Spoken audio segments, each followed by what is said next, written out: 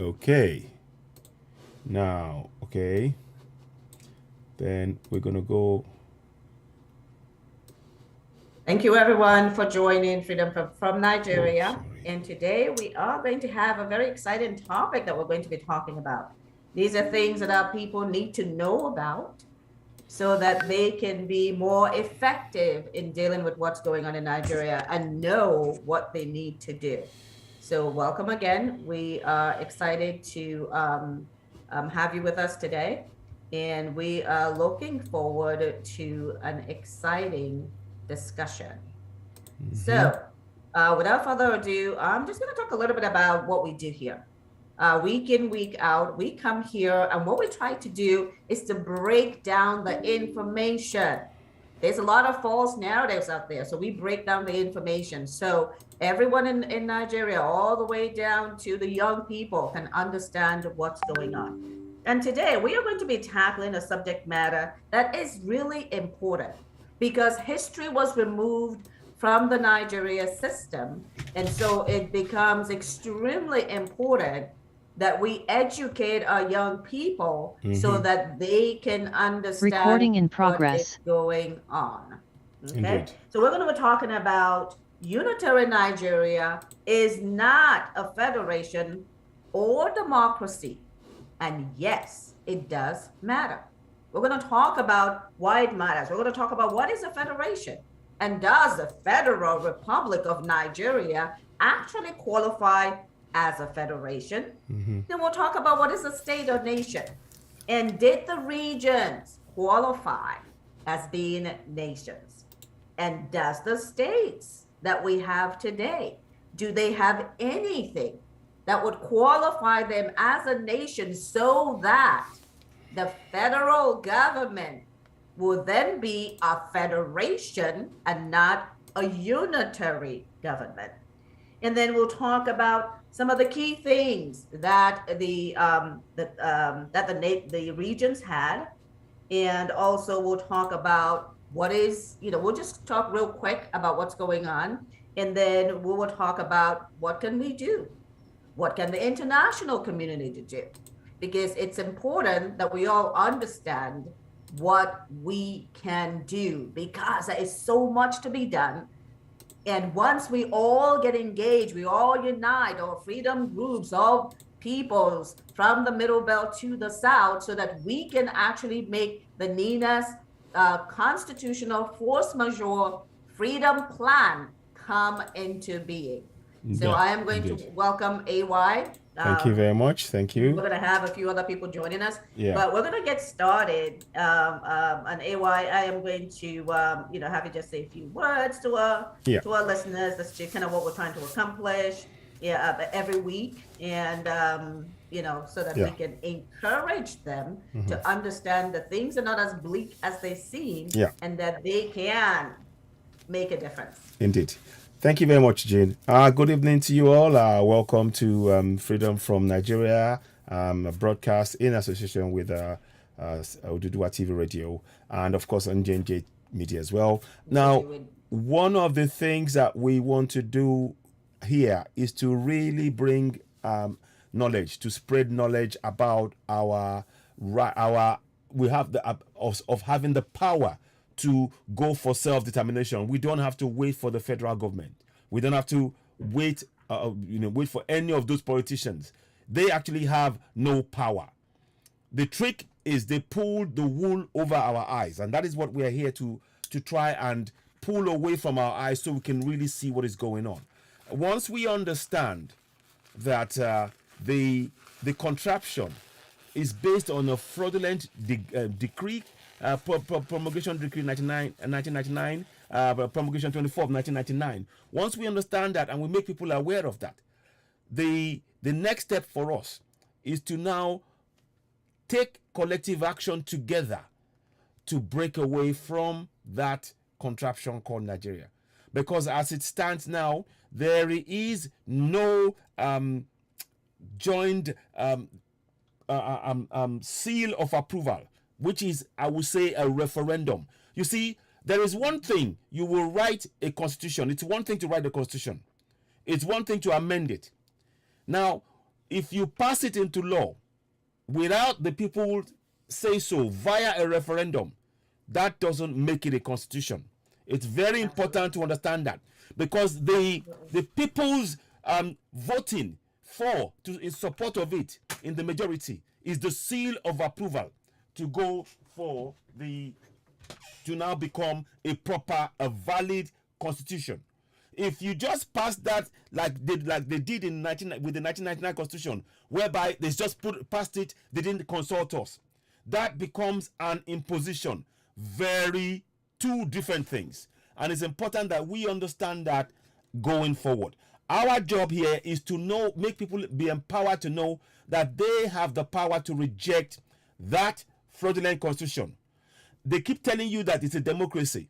Tell me, how can it be democratic when they remove the very, very key action that the people need to take, whereby they will vote in support of or vote against that constitution and seek amendment where necessary? They were simply not given that their inalienable right to participate in bringing about a constitution that they will vote on to make it binding on all of them, all the citizens. So I'll stop there for now, but you can see what I'm saying. So our key job here is to raise awareness.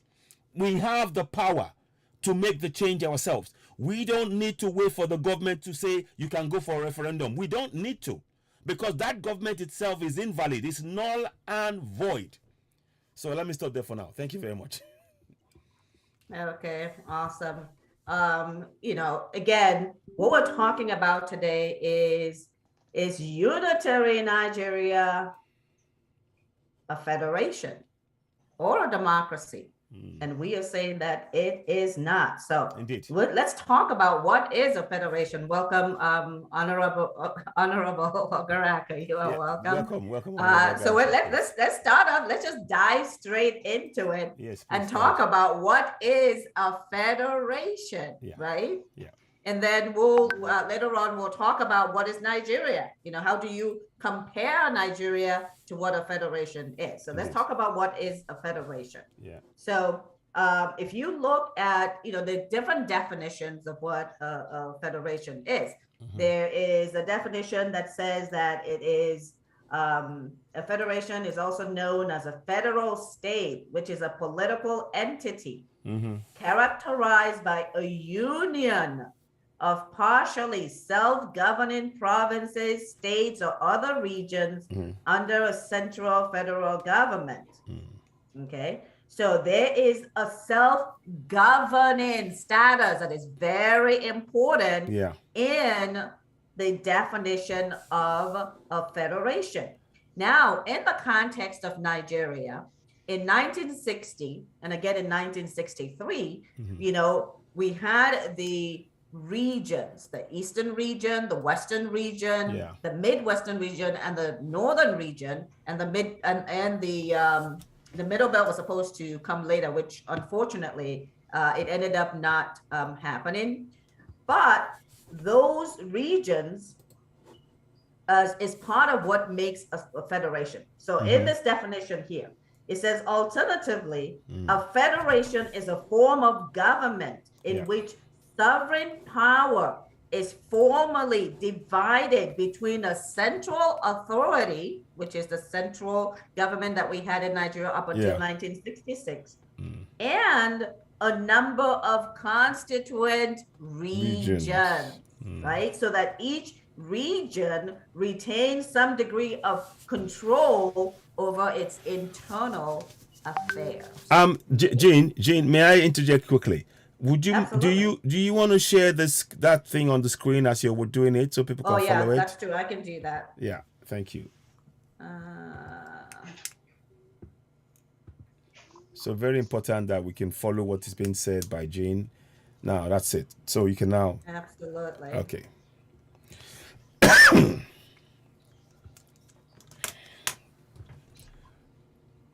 Okay.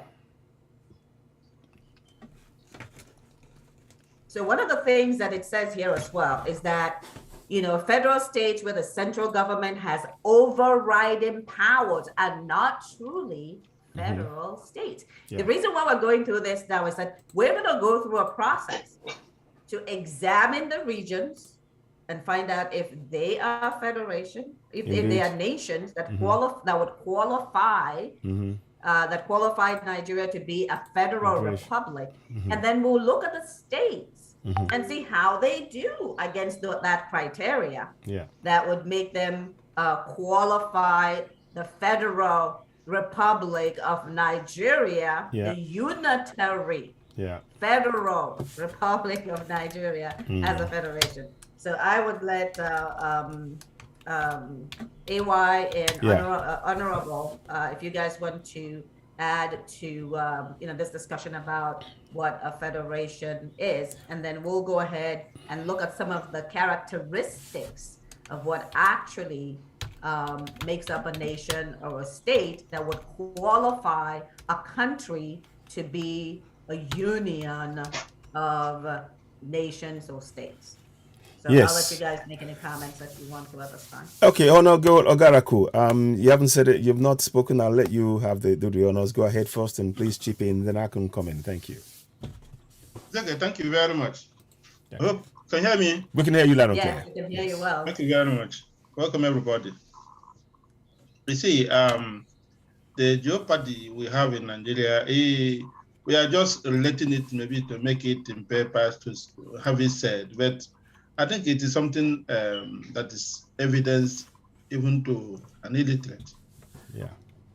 Before the so-called 1966 encounters, we really have a system that was existing. This system was a regional government. Yes. Each region has its own premier and a governor. That simply means they are almost an independent country. Yeah. They are federated in Nigeria by submitting some part of the services. In fact, I remember mentioning one of them. Some of the broadcasters, remember even before then, there was no federal, NTA was later formed. Yeah. All this is, you had everything on the regional levels. Yeah. Right. And at the federal level, when they come, they know they are talking to different, just like what happens in United Kingdom here, clearly. You don't come from England and impose anything on Scotland. No. Or in Ireland. No. Or even when they are doing the same thing, they do it at their own pace. Yeah. At their own way. Right. At their own time. Yeah. They have the also right to defend why they are doing it a different way, because there's no way the same thing is happening in the same part of the country at the same time. No. Even if it's the pandemic that came in, maybe it came in somewhere first, to another one second. Then even if they are imposing restrictions, it will not be on the same date. So the idea of a concentrated federal government in a nation, in a place as wide as Nigeria is morally wrong, legally wrong. Let me come back to what is the issue of federation. Then we have the regions, remember. We have the three regions, the eastern region, the western region, and the northern region. In the other processes, we saw the due process that was taken to create the Midwestern region. And just like somebody rightly said, the same process was going forward to create the Middle Belt region. And maybe there should have been a kind of processes to be able to get people in their own natural nature as a coexistence in Nigeria. Not somebody staying in somewhere in a place, this one pen or the other, draw through people and tell you this is your border. Yeah. It is not done. Indeed. That's why you see minority of Igbos in Benue, minority of Igbos in Kogi, minority of Igbos in Edo State, minority of Igbos in in Delta State, minority of Igbos in Bayelsa State, minority of Igbos in Kalab, in Cross Rivers, minority of Igbos in every of the states that surround Igbos. There is minority of Igbos. These are not.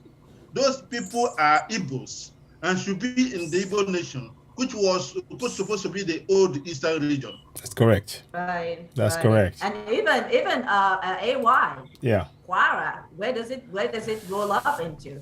Well, it rolls. Well, you can see that is actually Yoruba land. Largely, it is Yoruba land. But the way they did it, if you're looking at the map of Kwara, you can see that they've suddenly subsumed it into the north.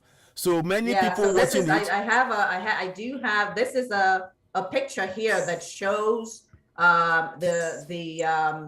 the genesis of the regions and the states, and also have like the number of states and how much they have been grown. But if you look on here, I don't know if you guys can see clearly. Let me just expand this a little bit. If you look over here in the northern region, I think this is 1976. Yes, you got Kwara. Is now in the Western Central. They now moved it into the north. Exactly. And it was the Western Central. See how they moved it up here into the north? Exactly. Okay, so Kwara is now in the north, as well as Kogi, which is part of the Yoruba. Thank you. Exactly. That's exactly. I wanted to pull this. I pulled this out so that you guys can see how everything has been divvied up, and what Ogarak is talking about is very important. Okay, because it's even important as we talk about if Nigeria qualifies to be a federation, because they're going to have to use states, right? They have to use the state to be able to do so. But when you have states, whether you've now mixed up all these ethnic nationalities into all these unnatural, indeed. That kind of disqualifies them. But let's kind of keep going, unless you want to make some more comments. No. I just wanted to point out the Kwara, how Kwara moved up into the north, into the northern region. When it was not actually, it was a western. It was part of Western. It's part of Western region fully, and I mean, what they tried to do was, you see, the wars that they had in the 1800s. This is all what they tried to do. That was one of the bases that they were trying to use, the Afoja issue and all of that. And the defeat, but forgetting that we actually came back and took back our land. And, so that they were chased off. So that is why they try to use that as a point of division to say, okay, yes, there is some conjecture. That's a bit of a mind game there, and put it, in there, and then start moving themselves in. Because for them to have lost that war is a point that is painful, and they are trying to redress it now by saying we are in power now and we want to take it back, and we do that by using political means, economic means, military means, all of that rolled in. So it's very important that and when we do the map for Yoruba Nation, we always include Kwara and Kogi because it's just. That's just it. That right, because it is part of that's correct. Western, that's another thing we can look at here is that what is the line for this issue of North and South? Is it a Equatorial line? Or is it inhabitants line? Or is it a war line? What determines this line? How can somebody come from all the way, taking almost 75% of the whole territory, claiming it to be North? Without any... No, we need to know. We need to know. Because it's not a matter of... Because how can you tell me that the Igbos that are now in Benue State are not are in the North? Exactly. No, justify it. These are very good points. To point out. These are critical points that people need to hear and understand, These are definitely critical points, because, to your point, there's been a divide and conquer, and we've talked about this before, because in the regional space, there was one leader for that homogeneous group, right? There was one leader for that homogeneous group. And this is what we're going to talk about next, because we can take a look at this, is what is a state and a nation? And that's one of the criteria, right? That's one of the criteria, and that's why I said it was important as we're talking about states. When we talk about states, is that we'll kind of buttress that there. But it's a group of homogeneous people. Now they've mixed up everybody, right? They've put Igbos everywhere. They put Yoruba everywhere. Just to make it difficult for us to know what's going on. It's all about confusion. Exactly. It's about confusing. Exactly. But also, as we talked about, to drive that natural competition between states, right? Because now they've divided. When we look at the Yoruba, right? It's now divided, right? And that was their plan all along. Exactly. It's the divide and rule technique, tactic that Pastor Adebanjo spoke about just a few days ago. So it's all about to Right. weaken us, because when we're divided, we're weakened and they can dominate. It's a simple strategy, but very effective, and they they use it repeatedly in all areas, in all spheres. And I think that's one of the things that we have to really understand, as Middle Beltans, as Igbos or Biafrans or and Yorubas or Odudua, however, whatever name we want to call ourselves.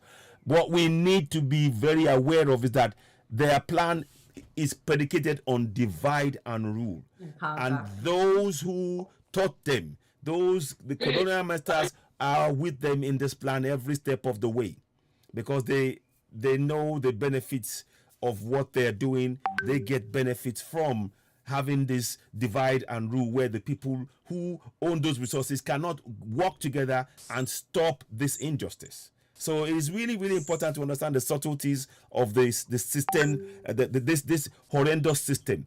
To us, it is a terrible system. To them, it's a success, and that's the mindset we need to look at. To us, it's a horrible system, because we are being denied our access to be able to our resources and our land, to be able to grow at our own pace, very much like Honorable Ogaraku said. But what to them, the fact that they're able to stop and in fact regress our progress, that for them is a success that they want to build on. And we need to actively ensure that our people understand that and break it up. So yeah, that's what I like to say. Go ahead, Jean. Thank you. Okay, so now let's kind of talk about some of the things that qualifies as a state, and I'm not referring to the states in Nigeria. I'm referring to a state that is considered to be, like a nation, a state that is considered to be like a government, state, an autonomous government state, right? A self-governing body, right? So that's what we're referring to here, state, nation, and sometimes it's used interchangeably, yes. And I'm trying to kind of bring it here just so that it is not confusing to people. So Ogaraku, if you want to kind of talk about a few of the things that is the criteria to determine what a state or a nation is, and then we can just so that people can understand the difference between when we talk about the difference between the states that we have in Nigeria and the regions and how they qualify as nations. So Honorable, if you want to walk us through this and just kind of go through the items, that would be great. I know you talked about some of it, but I think some of these things are important enough for people to really understand what they are. Before I come into this criteria, let me take us to some of the other institutions that exist that helps us to see how our identities are recognized. In the Catholic institution, which is one of the oldest institutions in the world, certain group of people are referred as patriarchs. When the church gets to these places, they don't normally impose all their systems in them, but when they see their systems are well originated and has all the substance that is required as a religion, they acknowledge them to contain what they had in the system. That's why you go to India, you see them wear their cloth differently than the way it is done in Rome or even in our Nigeria. Yeah, in Africa, mostly they influenced us, and then everything we had was evil, and all they had was right. But other places that had consistent culture and had a kind of resistance, they were able to get this. Even here in Venice, where I stayed for some time, the head of the church, that the bishop was supposed to be called bishop, is called the patriarch of Venice. This is because the people are known particularly for a given purpose. Yeah. And they are allowed to do things in their cultural way, still represent the Catholic faith. This to bring us back down to what is state. State is not what you stay in a map or even run from the aeroplane on the map and say, okay, even the same way they balkanized Africa. I think the same mentality came in to Nigerians when they are making states. Remember when they were in Germany in 1888 to balkanize Africa, it is a matter of, one said, I like this mountain. Another one said, I like this island. Another one said, I like this. This is how Africa were balkanized. Nothing was considered.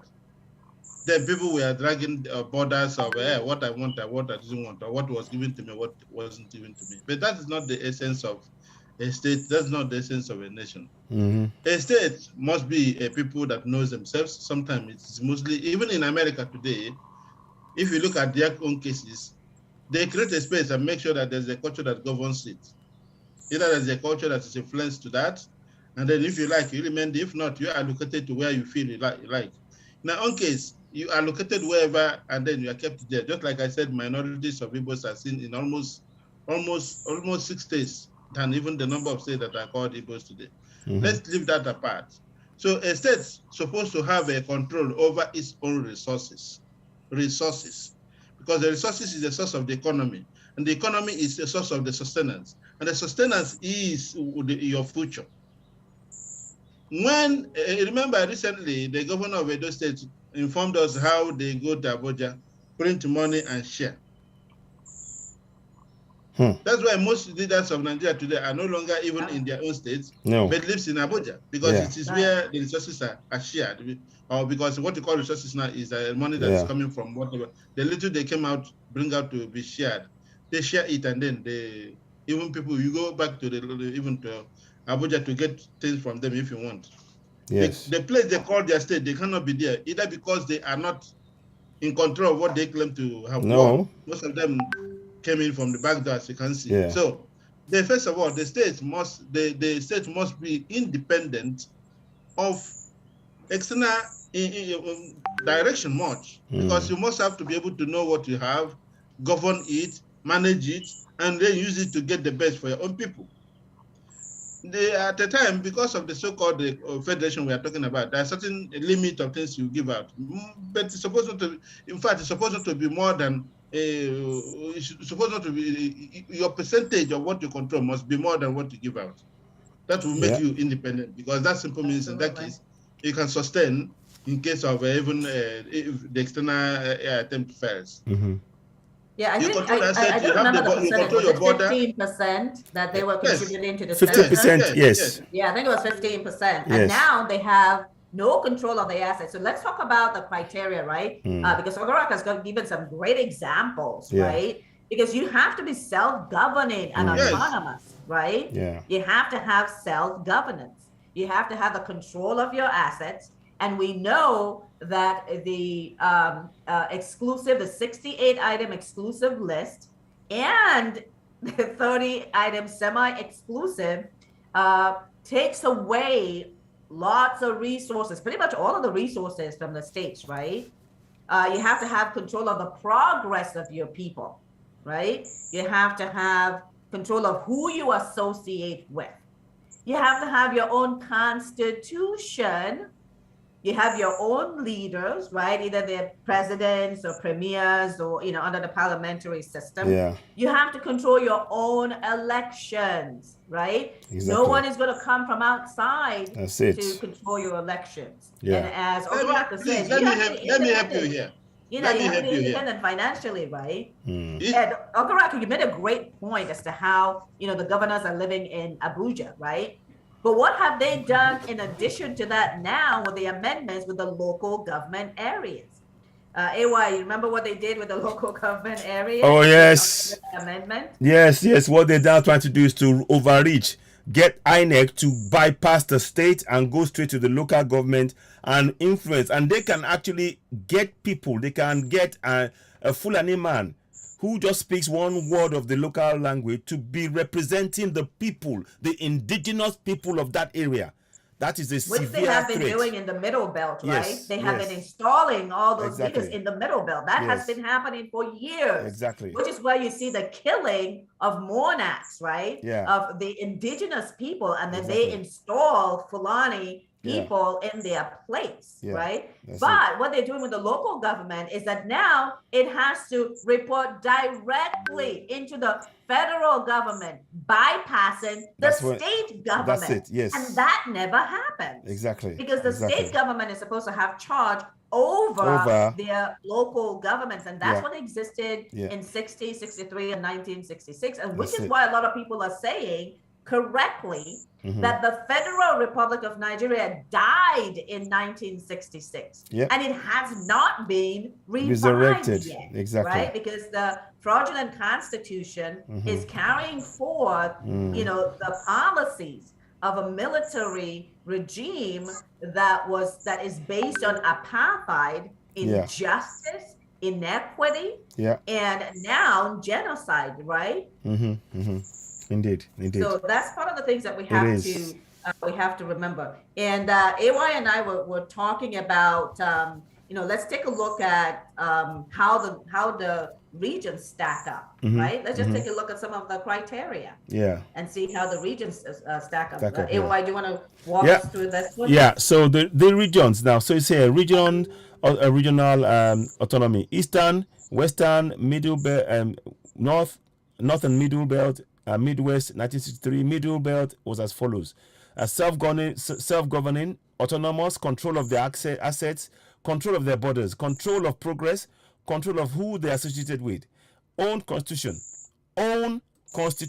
Listen to those words again: their own constitution, own leaders, own elections. Now that is a real autonomy.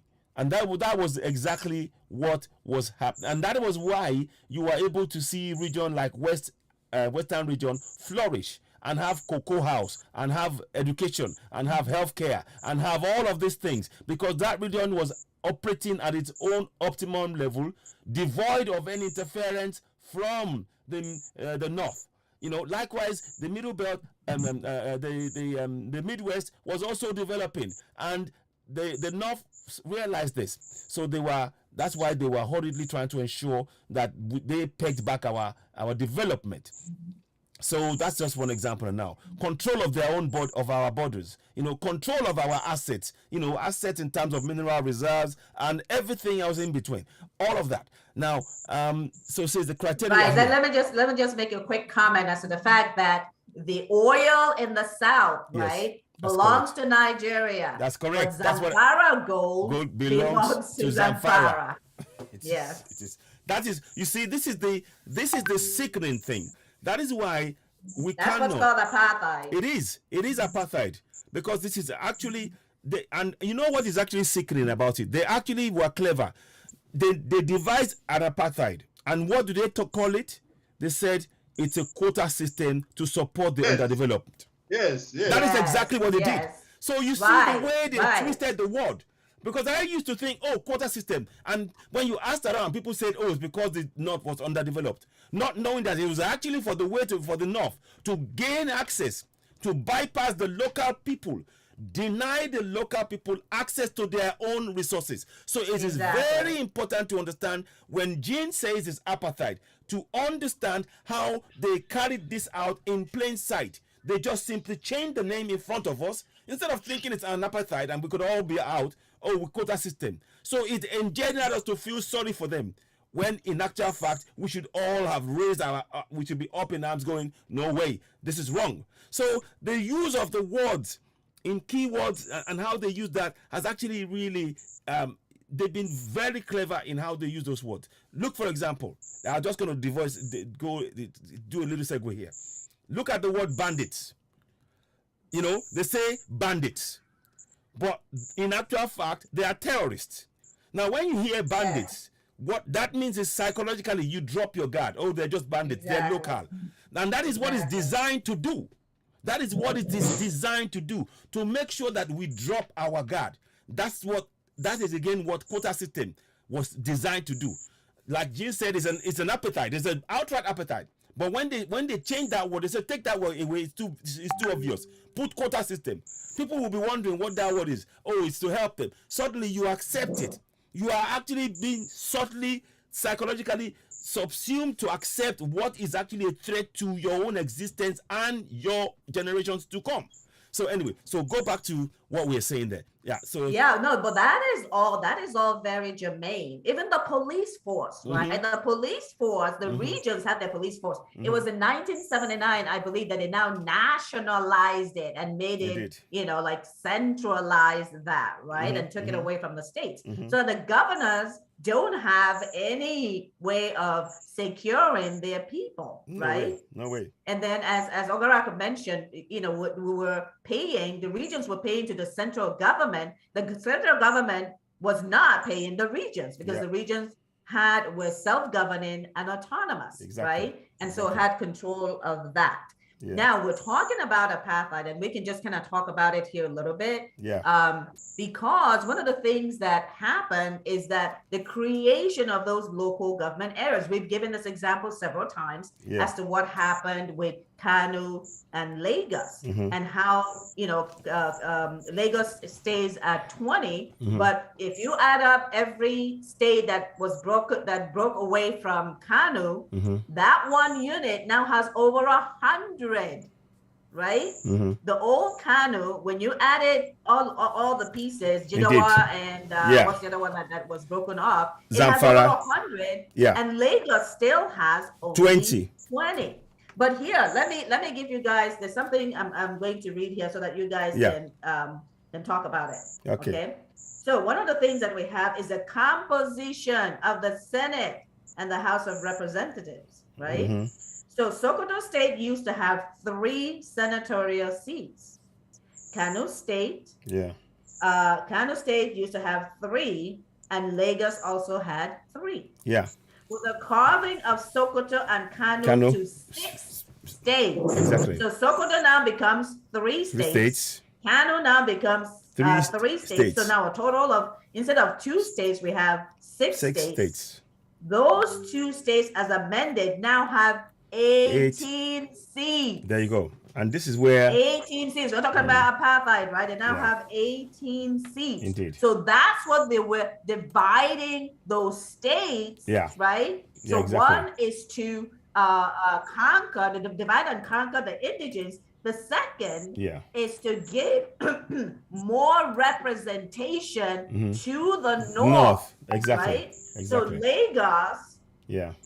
Lagos, with its verified 29 million human populations, is starred with just 3 seats. Indeed. While Kano now has 9 and Sokoto has 9. Exactly. These are facts that our people need to hear about. Over and over. Because we are now states and we have no control over all of this, because the Fulani controlled government and their backers have done this. Okay. Now let's talk about the holding of elections.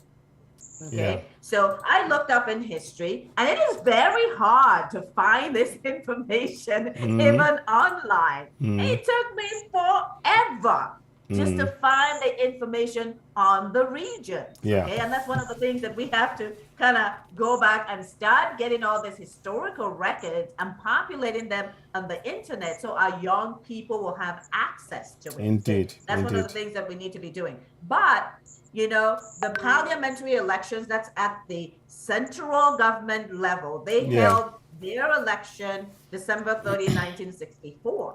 But now, like the regional election, the Western region held their election on October 11, 1965. Indeed. And that's when the Chief Samuel Akintola was re-elected as a prime minister of the Western region. See, our people don't even know that we had prime ministers, because he is in charge of that nation, the Western region. And they had their own election. They did. Separate from the election of the Eastern region, separate from the election of the Midwestern region, separate from the election of the Northern region. Indeed. So again, if we're asking, do regions qualify as nations, we will have to say yes. Yeah, because absolutely. they held their own elections and had their own prime ministers, right? Indeed. But again, like I said, this information is so hard to find. Yeah. Well done. Kudos for really finding it. Yes. Educate our young people on this fact. So I'll let you guys chime in. But I did want to bring up how the senatorial states, and we'll talk a little bit more about that when we're talking about democracy, right? We'll talk a little bit more about that because that's when that really pops out. And really makes it easy for us to see if there is democracy going on in Nigeria. Yeah. Okay. Yeah. So, do you guys have any comments to make on the elections or the leadership of the various regions? Well, I think the very fact of the success, one of the things that I would state, the success of the Midwestern region and the Western region, the success was something that was plain for all to see. And there was some report somewhere saying that the North was literally bankrupt, and that was one of the reasons that they were trying very hard to hang on to our coattails, to hold us back, to keep us back in. And of course, there was more and more resources that kept coming in. So those premiers, they had to find a way to halt that progress.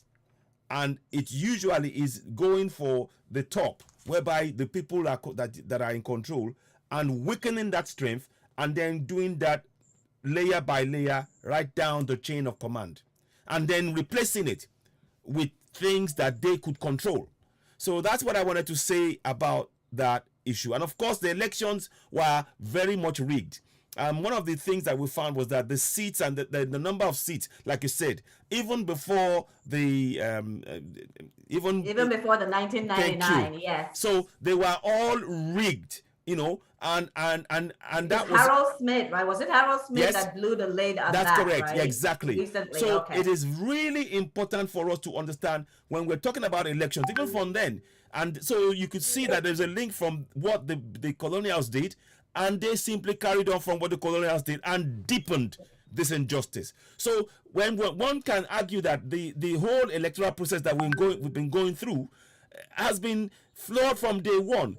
Again, it's been sold to us as an electoral process, i.e., by saying elections and it's free and fair and all that stuff. You kind of say you are saying that we are a democracy. We are nothing of the sort. We have never been anything of the sort because they've been trying to hold us back. And it's important for us to go back and reference the Western and Midwestern region at the time when we had our own autonomy was where the highest growth than development we've ever had in the country. Since then, we've been held back. I read something yesterday. Indonesia is the largest producer of palm oil. Indonesia. Yes. The largest producer. And Indonesia came to Nigeria. And they actually, what's the word? They actually came to learn about how to make palm oil. Now they are the largest producer. Can you imagine that? Exactly. You can actually see the correlation between the time when they started taking the powers away from us and the decline of our production of resources and of our palm oil and things like that in our land. So there is a direct, you could see that it actually halted the development of the Midwest and the Western region. So these are things, when we talk about elections, it really has serious ramifications. So I'll stop there and let's hear from Honorable Ogaraku. Thank you. Honorable, did you want to chat? Yeah. You're muted. Unmute yourself, please. The issue still remains. When we have people of different ideologies, different cultural inclination, different religious inclination, and there was no honest attempt to marry these differences. Instead, they are using this for political purposes. Yeah. That's what kept Nigeria where it is. Yeah, they are. Yes. Right? Yeah, I'm sharing my screen, guys, just so that when we're talking about yes, it's very good. what's going on. Go ahead.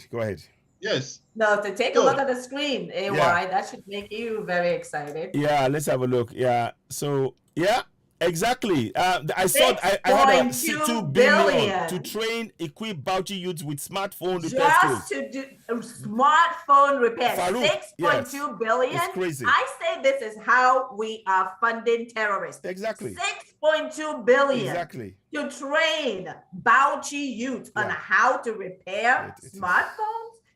6.2 billion. That's crazy. enough to train a heck of a lot of people through their whole university. Okay. Yeah, it's crazy. And it's then crazy. you see where it is. It's in Bauchi, right? Yeah, That's where it is. What have they done for the for the south and for the middle belt? Nothing. Where is the equivalent Nothing. for the south and the middle belt? Nothing. Right? Let me just conclude or try to make my point. You see, I still look up there now. Whenever you go out there, see how police treats everybody. Yeah. They only look at you if they feel you have some substance in you. They give you a little regard, if ever. And then those regard is when if you are not politically if you are not a political enemy. Because if you are a political enemy, you have a different approach as well. However, in the public, nobody cares about the life of what right have somebody has to beat up somebody on the road? No way. None. What right? None. Right. You don't know his medical state. Exactly. You don't know his physical state.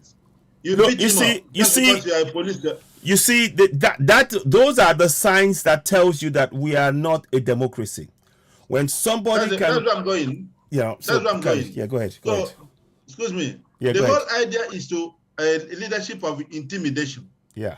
Yes. And then their leader have told you, put fear in them, show them that nothing can happen. In fact, they see a lot of police officers will tell you, I'll shoot you, you die, nothing will happen. Exactly. Absolutely. A lot says that. Absolutely. In 2022, we are talking about, Yeah. Yeah. Yes. So, that colonial and slavery leadership has been incultured in Nigeria. Yeah. And that's the only way minority can rule you. Because if you were allowed with the true democracy and where transparency and good governance is in place, definitely it must be somebody of integrity and number to rule. Yeah. Now people don't even look for their people to get these primaries. No. They look for Abuja, who they bless to win in each of the Senate seats, the governor seat. Nobody makes much attempt. Who goes around in the states?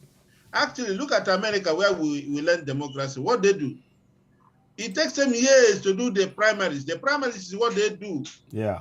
To get the nomination as a president. Indeed. It is only when you get this and then it is confirmed by the House. Right. It's not when maybe if you want to contest for governor, you run to the president to tell him I want to contest for governor. Yeah, if you want to contest president, you go to the president to tell him I want to contest for president. Yeah. What is his role? Is it your ideology and your your political level that you take it to power, or his blessings? And why are you going there? It's just to look for those political leverage for you to support. That's why poor people don't normally go into politics. They can afford. Oh, thank you for bringing that up. Right? Let's just talk about that real quick. APC has 100 million. Yes, for a nomination form. Okay. Right. When the annual salary is what, 56? Or is it? Salary for the 4 years is supposed to be 56 million, right? But then you have the nomination. So at this point, who do you think will go for that? There's no you. No way. No you. No way. No way. And that's why everybody in the political class, they try to make sure that they raise this salary, allowances, this and that to make more money just for this. Right. Yeah. Recently, look at our exchange rate. Naira has appreciated so much. Do you know why? All the hidden money are coming out. Yes, absolutely. All the hidden money are coming out. It's not only the 1 million they will pay to their party. They have also started paying for those that will vote in the delegates. Yeah. So money is in circulation. Yeah. Yes. Those money hidden in the toilets. Those money hidden in the mattresses. Those money hidden in their pants are now out. Sorry to, but that's how it is. That is true. That is true. So what are we saying again? Why we are the way we are is because there's no transparency, because those who are in government try to, one way or the other, find themselves as the governing class. Yeah. So we have to protect ourselves. Yeah. And so when you are in power, in fact, we had a law that when you are in power, you're mostly governor and I think the president and governor, they have immunity that they cannot be persecuted. Now, even another governor has warned that even after power, you cannot be persecuted. Yeah, right. Remember one of the amendments that they wanted to put in place? Yes. Even after power, you cannot be. So you can do whatever you want. Exactly. And go scare-free. Then how can you get anything right, my dear brothers? That's why we say that the Constitution makes corruption official. Yes, right? it does. That's why that's why we've been talking about the fact that the Constitution makes corruption official. Yeah, it is the foundation. The Constitution is the foundation of the corruption. To be honest, this Constitution is the foundation of the corruption. It enables it. It actually protects those who choreograph the corruption, and it actually, So go ahead. Okay, if we can move on from that. So one of the things that we have now established is that the regions qualifies as a state or nation, which is why we were able to have the Federal Republic of Nigeria from 1960 to 1966. Yeah. So in 1966, the Federal Republic of Nigeria died when we had the coup and the counter coup, and then the elimination of those regions and this rush to divide up the ethnic nations into these non-viable states that have absolutely no control, right? But let's talk about one more thing about the regions. Citizen AY, if you want to talk about this, because this is one of the things that we were talking about that is difficult to find online, but is an important piece of what distinguishes the regions from the states of today. Indeed. Now, thank you very much, Jean. Now, if you look in the middle of that flag, there are what you call coat of arms. So the coat of arms are what you see there. So you would see the one for Western region, for example, is the one there, the first one that is here on the left, the top left. Exactly. Then show us the one for the Midwestern region, please. I think that's what Midwestern is here. That's it. That's Midwestern region, and of course the one for. Then over here is the Eastern region. Eastern region. Okay, and then finally the Northern region. So you can see. And then Nigeria, the central government had a separate. They had a separate, flag. Which is the one which we all know. We don't want the peace and unity across it, that kind of thing. Exactly. So each and those coat of arms, they signify the autonomy, the power to actually be in control of all our assets, all our resources, everything. If you go and look at it now, they've removed that from all of the regions because, of course, they turned them into states. And what that meant is that everything, the control, so you can see the control of the resources, the land, the police, everything is all centralized. And it is designed that way. It is designed that way. So these are the system that is in place here is designed to make sure that at every level, financially, economically, spiritually, security, in terms of security, everything is controlled from one region alone, the North. And the North now, under the cloak of, central government, they take everything. Just look at what we just said, 6.2 billion for training people to change phones. 6.2 billion. Repair smartphones. This isn't even coding, right? So it's not coding. It's not. It's not computer science. It is clear. It is clear light. And also, what do you tell people in the middle belt? What do you tell the Southerners? We will get to you. Yes. What is the message you're sending? But yet you want us to believe in one Nigeria. These are, look, I keep saying it. I have said it.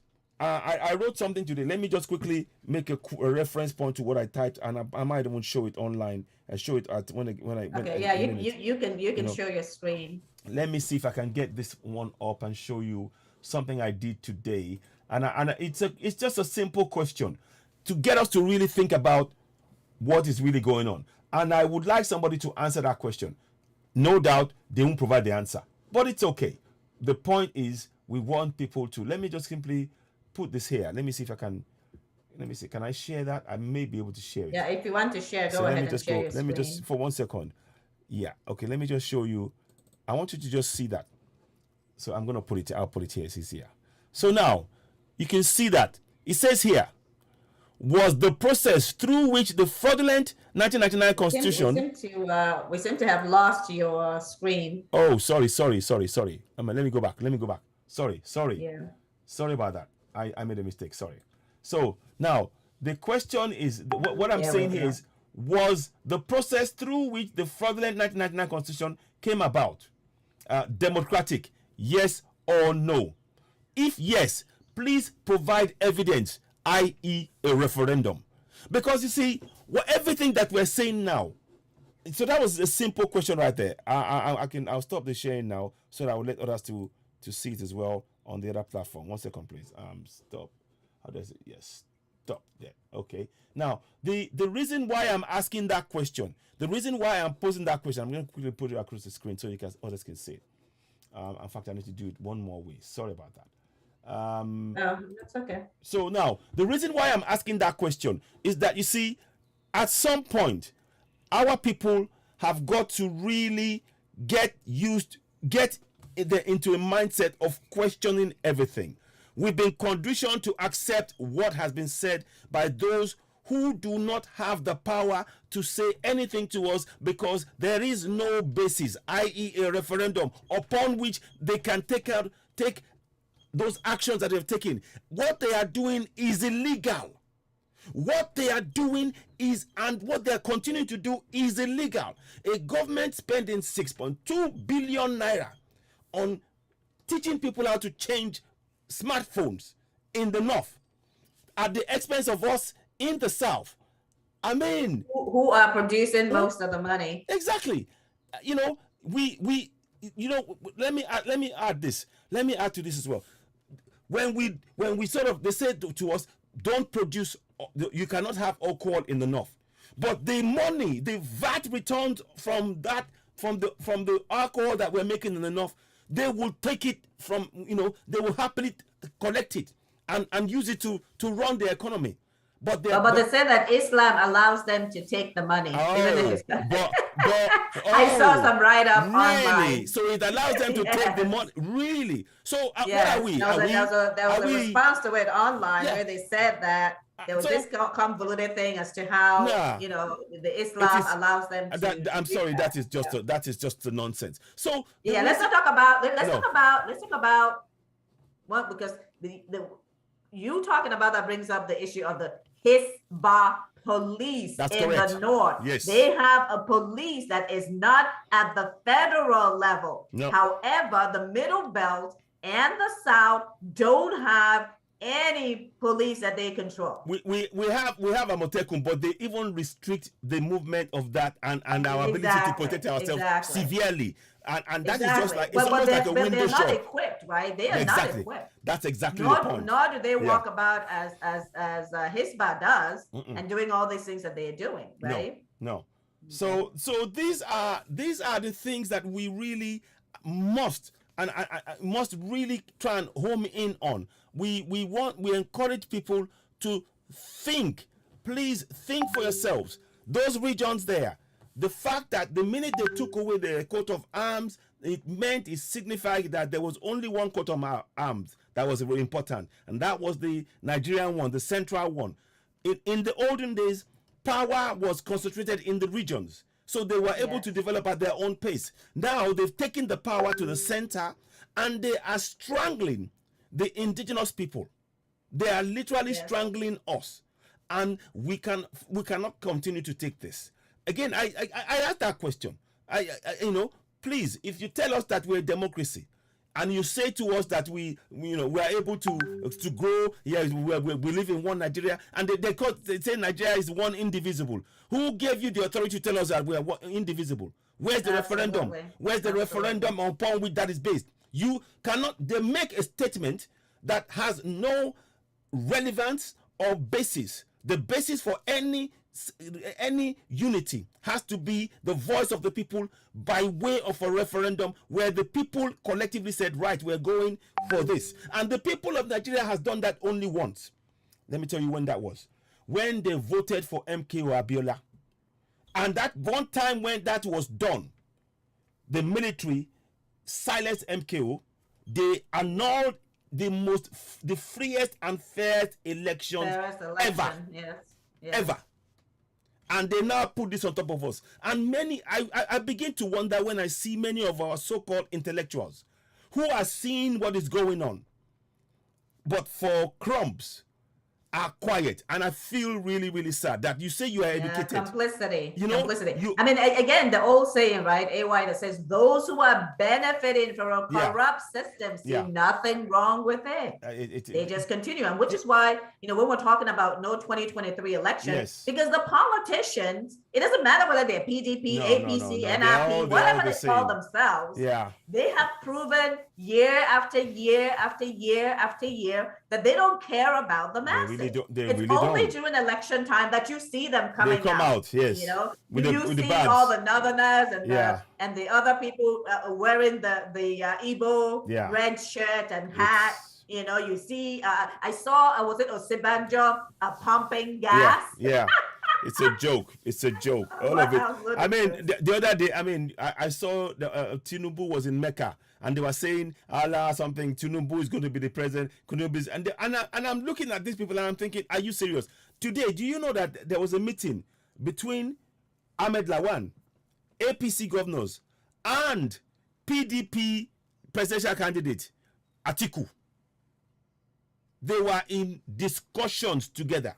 As, Absolutely. It doesn't matter what they're all on one side. The political elite that is eating up the wealth of the nation and have thrown over 100 million people into abject poverty. Exactly. They have thrown while they are riding Rolls Royces and having private jets, homes overseas, go overseas for their medical treatment, their children go to school overseas. They are eating up the fat of the land. They're eating up all the money in Nigeria.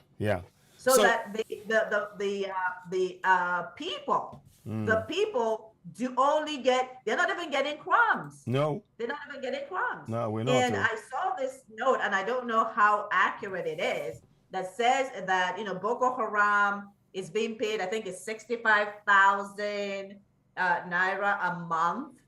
And then I think the bandits are being paid 45. You see? While the indigenous people that own this money can't even get 30,000 a month. I fail to see how anybody can support this kind of system. And it is borne out. And again, so does the state qualify as state nations? That is a good question that you're asking there. Phone along. The questions that what we're putting to you now is really telling us that from whichever way you care to look at this is a fraudulent governance from top to bottom. Can you please look at the table for us? If you can kind of walk us through the table and walk the people through the table so they can see the difference as to what we talked about with regards to the regions and how the states stack up, with the same criteria. I don't know if I think he's muted. Are you there, Oriaku? Can you join us? Oh, sorry, 1 second, please. Let me just, are you there? Oriaku, you need to unmute. Let's, Agaraka, we can't hear you. You're muted. Yeah. Okay. Let me I'm here. Yeah, we're asking that if you can, just kind of go down the table on the right, if you can go down the criteria and the answer to it so that the people will understand, because this is asking do the states that we have qualify. No, I think how I wish our listeners and those who are following us I don't think they have access to our this screen share, but they should ask this question: do we have a self-governing state? No. No, they're because not. No. governors goes to Abuja to according to Governor of the state. That's the announcement he made, but which is the realities. Yeah. To share printed money. Yeah. That's what he said. Printed money. Yeah. And that's why our economy is too bad. Because they print without attaching it to any value. No. So just to have it circulated. They don't have a. If then the states, it depends on this type of environment to get their money. Are they autonomous? No, they are not. That's why everybody runs to the president if that's killing in your state. Yeah. Instead of you doing something as a chief security officer of the state, you run to the president to ask him, they're killing my people, and they will tell the president is sleeping. Nothing happens. We've seen Benue governor, right? Yeah. Yes, they will tell the president is sleeping, and we come out after 24 hours. To welcome you. Then those people who are killing your people have killed them, raped them, do whatever they want, and go their way. Yes.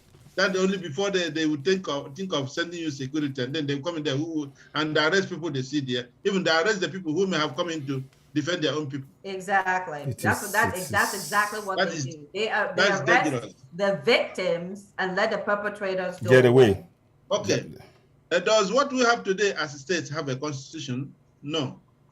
Nigerian states as they have today don't have constitution. What they have is state laws. So for you to have a constitution, you must be a nation. So to be a state, which is a fraction of existing order, what you have is a law. Law is a kind of repeating what is given to you as a statute of a state. Then you as your local assembly acknowledge them as a system of governance. That makes it law. It's not a constitution. All right. Others are control of education. Look at it. You have what is called federal quota system. Yeah. We are somebody from the southeast generally will have 70% of JAMB and West as well to go to university. And somebody who in another state will have less than 10 to join the same university. 6. The ugly aspect of it is the same people who joined with less than 10% to the university will be the same person who will come back tomorrow to be the chief of army staff, chief of air staff, and leader of justice of the federation, head of the NNPC. Okay, then the same person who had the 6 and 7 to enter university comes out and then couldn't get a job and then start going to drive keke. What word is that? What word do we have? Okay, defend areas and historic map. I have told you before now where Igbos are seen in Benue, in Kogi, in Edo, in Delta, in Bayelsa, in Cross River State. Then, Cross River. Who this territory now? Let me put it this way: the people who owns the state now, will they claim those people to be their people? No. I saw our famous brother Amechi, who said, "Hey, I'm Ikwere man." You know, Ikwere man is Igbo man. Exactly. Yes. But he's wanted to say that it's not Igbo because a few years ago, he said that Igbo will never be president in Nigeria. Because some of them have been brainwashed, but let's leave that one for another day. Yeah. Okay. Now, I remember, just like he rightly said, before the 3 regions, and which later becomes the 4 regions, had what is called the governors and the premier. Okay? Right. Just like it was a parliamentary system, complete parliamentary system. Yeah. All right? Where the governor appoints the premier, and the premier becomes the head of government that governs the state, and the governor is the head of government. Okay? Right. And thereby, it is this representation that comes in as a confederated body and what was then called Nigeria. Today in the state, we have a governor and whatever, even if it's a presidential system, does the parliament, what we call the state House of Assembly, has such a constitutional composition? No, they make laws. Okay. Police system. In the recent time, we have seen because of the lack of security for the people, all the states are clamoring for state security. Exactly. Even though I don't even know at the end, does it make meaning? Because if you look at the day the governor of Ebonyi State was inaugurating his, He made it very clear. You are stooge to the president. That's what the whole statement means. You are stooge to Nigerian police. The Nigerian police will tell you what to do. Exactly. And then because you are indigenous, it makes it easy for you to go and locate your own people, even when they are defending their own right. That's why you go to the southeast now, you see people fighting. We are catching the IPOBs. They are the people. Then IPOB are looking for the so-called embargoes. Then all these issues, we don't even know who to follow anymore. And you know what goes into this issue of security networks. Some people create what they want just to impress the people that we are doing something. People are victims. Instead of defending the people, they are killing the people. Payment of central government, yes. If most of the resources, 90% of the resources of the states have been taken by as exclusive list, then you have to go back there to ask for your share. What you get out of it? What is given to you is what you take home. Unfortunately, you have to pay to get what you should get, or else it is also shared. And then these are shared as well according to the so-called number of local government, number of states, and we have spoken much about how the state creation was made, not representing what seems to be the actual structural setup, but states who were supposed to be a homogeneous arrangement are now divided into interests just to create more political opportunities, and thereby influencing how decisions in the national and state assemblies, or not most of the national assemblies, are made, because more representative or more legislative offices are coming from a given area than another area. And sometimes in most of these legislations, you need only a simple majority to win. So what do? That simple means you are not bound to as we talked about earlier, Honorable, when we talked about the fact that Sokoto now has 9, Kano State has 9, they have 18, and Lagos that has who remains population, remains there. And the population of Lagos is growing fast and fast every day. Yes. I still remember when I got to Lagos in 1994, and 1994, if you enter Molue bus in areas like Alaba International Market, it will take you direct to CMS and then goes down to Island, and turn back and return back. I was there in less than 2 years. Buses in fact, Mole doesn't go anymore. Buses run from Alaba to Vokes, from Vokes to Yanopaja, from Yanopaja to Maitu, from Maitu to somebody going to work. I used to work in Flower Mills then. Somebody going to work to that area will change bus 4 times. 4. And I don't know how many they do change now. Is this a system that works? No way. No. And then the population is growing every day. Because why they were able to do that is because they had passengers that will always stop in just small areas. Yeah. But if it is a place that's progressive, they should know that there is people who are going far and people going low, and then you create this road, not only just the bus system, but as well a road system that will take care of this. Exactly. So the states are no longer in control of nothing. No. And just like the governor of Edo State rightly said, they go to the Abuja to share money, printed money as well. It is, unfortunately. And you know, when you talk about printed money, and this is where this is unfortunately the brainwashing that has really taken place on those. And you begin to see that the people that are being put into positions of political positions and positions of of power are people that are really very, very poor in their thinking. They're not able to reason and see the big picture of the impact of the actions that they take on not only themselves but the entire community in the long run, because all they see is that paper.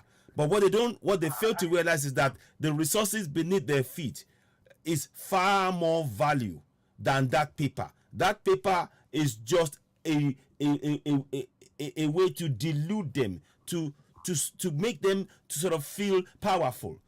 They did something to Azikwe when he was going to be made the president, and they took powers from him and they gave it to Tafawa Balewa. You will hear Ian Smith talk about this. What they did was that they said, "Oh, look, we are going to make some changes to this, to the powers of the president." Oh, but no. But we'll give you medals. We'll give you. You wear a nice, fine, very nice, colorful something. Will you have medals? And and he had to agree to it, and that power was taken and given to Tafawa Balewa, the premier.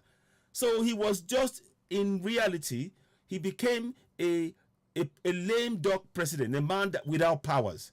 It was all ceremonial.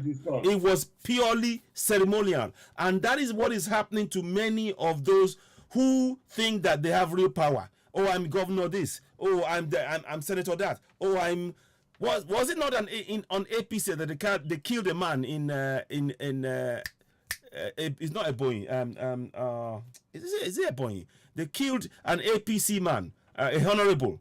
He was killed. People jumped over the fence, went into his house, and killed him in the house.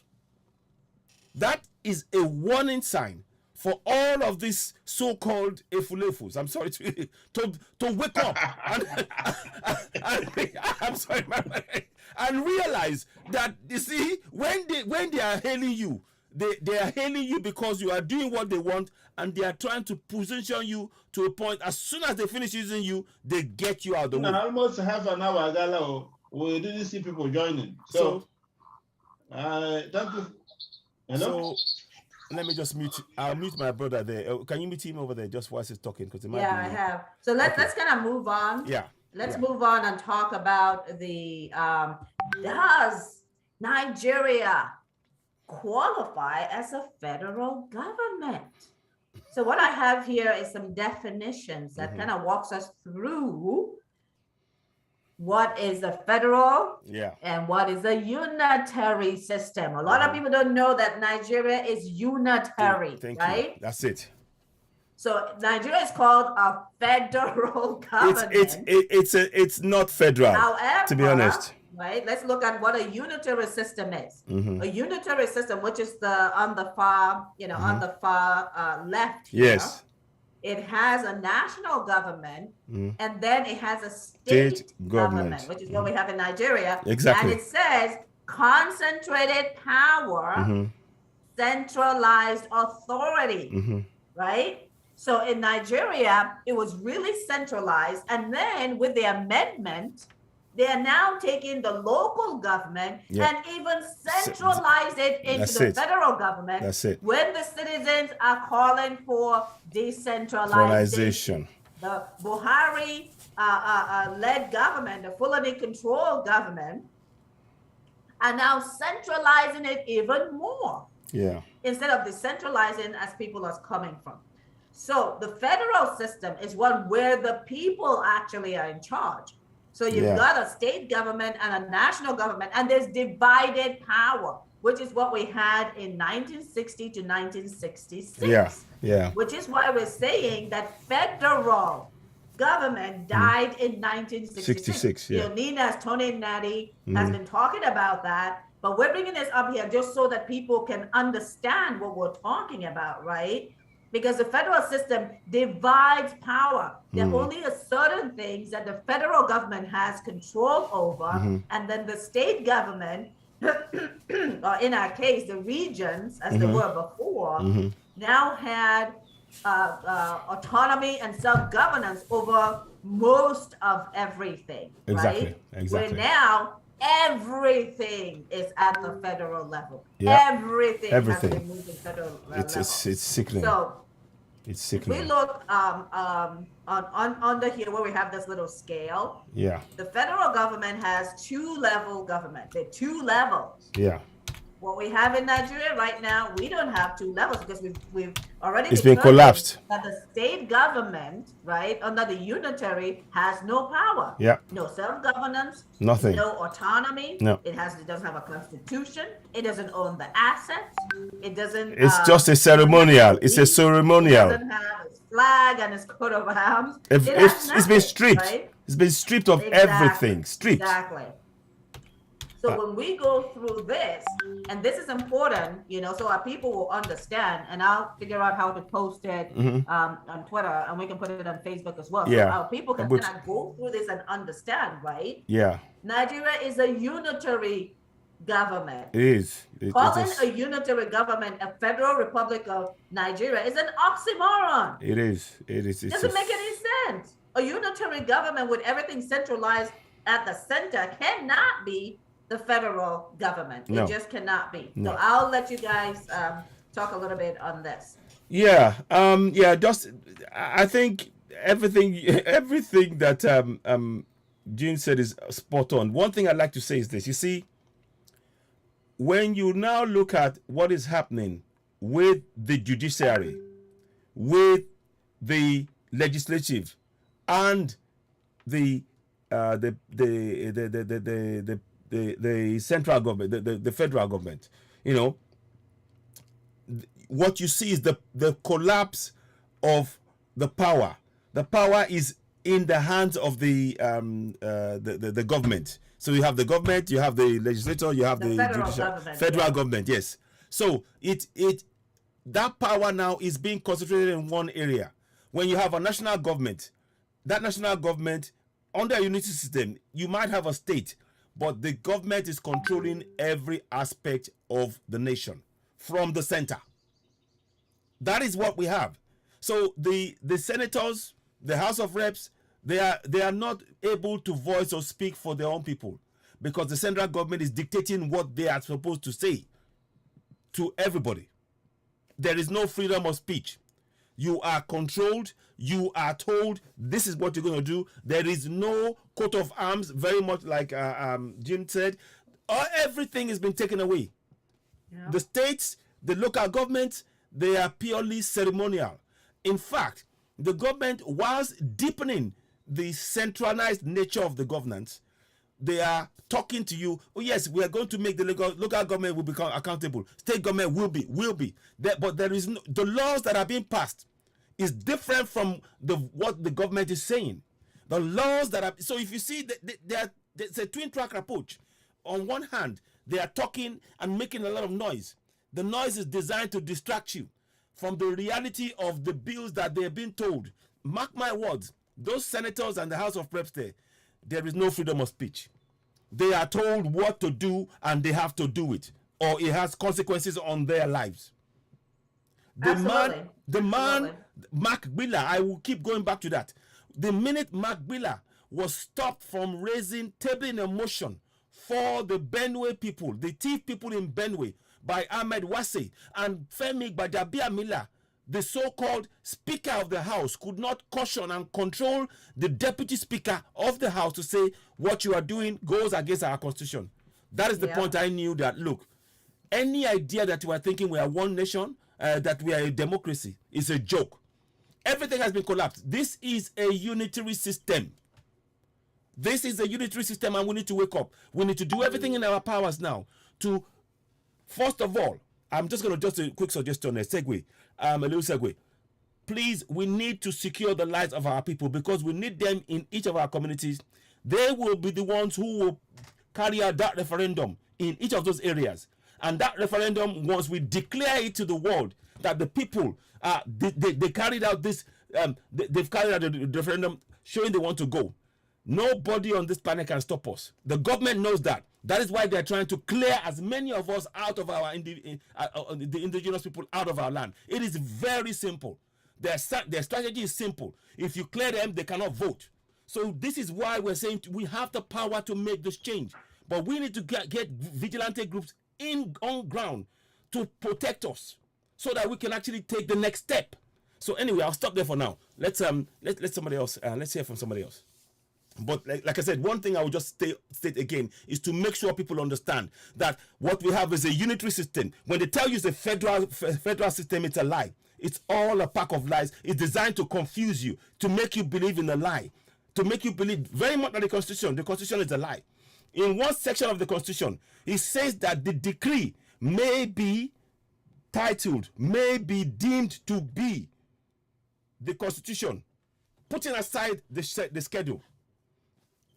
That, I mean, we are under military rule. Yes. We are under military rule, which is a unitary system of governance. It's time we woke up. We must go. Okay, I'll let you proceed.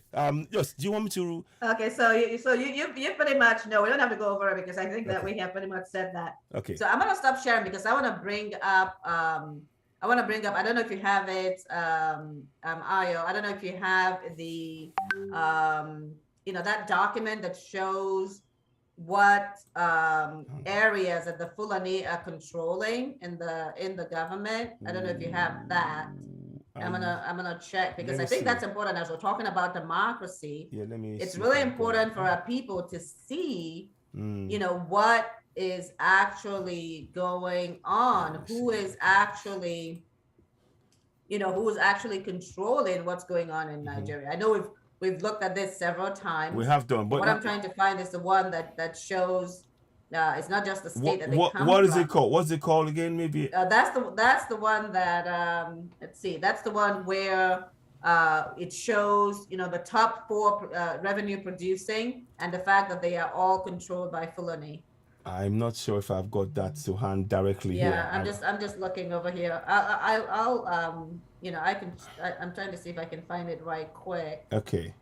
So that we can show that, because I think that just goes to show clearly to our people what the what we're actually facing. Yes. It really goes to show what we are actually facing, and it's not a good thing, right? Do you know? Let me go ahead. You go ahead. Go ahead. Go ahead. I wanted to just put a little thing in here because people didn't understand what is really happening here. Adamu suggested something that if he was voted in, he will be changing the name of Nigeria. He will be changing it to something else. If we, and what that means, people may just think, oh, that's good, yeah, change it. But it is again to fulfill their own agenda. It will be a Fulanized nation. Absolutely. And what Jean is saying here is that all of the centralization, all of the taking of the assets, all of these controls, and depriving us as Southerners and Middle Beltans of access to those resources, and putting us in impoverishing us as indigenous people, is designed to weaken us psychologically, physically, mentally, in all ways. And the systems that they're building is to build and build more to crush us, literally. So it's very important that we understand that the need for us to take action is more urgent than ever. And we have the power to make that change. We have the power to take those steps. But we have to first make sure our people are aware that those powers is with us. Like I said now, I go back to the point I made before. The government that we have now, they do not have a referendum to back that constitution. All of the successive government that we have now, it has been a fraud, because they all swear on oath to protect that fraudulent constitution. Okay, restore. Is that the one you're talking about now?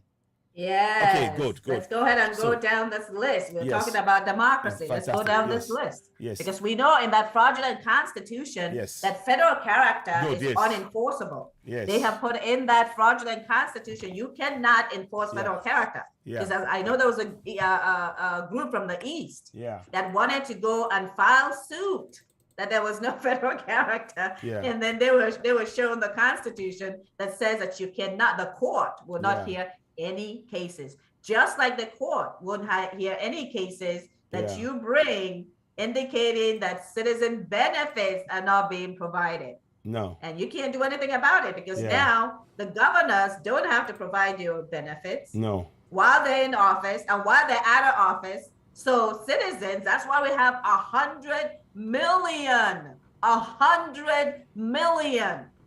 living in abject poverty. We're talking about apartheid, serious apartheid. Indeed. And those I have seen the UK guys saying that this is not colonization because it is happening with people who are within Nigeria. I'm like, how disingenuous. The Fulani are not from Nigeria. They're not. They are not from not. Nigeria. Let me repeat. Fulani are not from Nigeria. Yeah. So they are foreigners. And so imposing themselves on us. Is colonization. Yeah. Fulani invasion is colonization. Indeed. It is colonization. It is apartheid. So let's take a look and see what they have done. So Honorable or Citizen AY, if you guys want to talk about it and point it out, this is important for our people to see. So now, it's also important for the international community to understand when we're talking about apartheid and we're talking about our self-rule and self-determination, we have a basis for it. Go ahead. So now, what you see, it says here, restore indigenous Nigerian nation's stolen identity, sovereignty. 4 major ethnic sectors in the ethnic nationality heading it. NNPC, Fulani. Federal income resource, what's it called? Resource. The taxes. NCS, national, I think it's security. NPA. Yeah, just go ahead, just so that we can get through it quickly. NPA, Fulani. The major spenders of ethnic nationality heading it. Defense, Fulani. Finance, Fulani. Education, Fulani. Justice, Fulani. FCT, Fulani. Agriculture, Fulani. Police affairs, Fulani. Aviation, Fulani. Communication, Fulani. Power, Fulani. Water resources, Fulani. Human affairs, Fulani. Farmer, Fulani. NYSC, Fulani. PTDF, Fulani. NTA, Fulani. FAN, Fulani. Anti-corruption agencies, Fulani. EFCC, CPC. These are, unbelievable. The more you look at this, sorry, please go back on that. Let me just see. Oh, okay. Can you know what? Can you send that to me as well, please? You actually have it. I had sent it to you before, but I'll resend it. I sent it to all of you guys. Okay. I'm not so sure if I'm gonna make sure I'm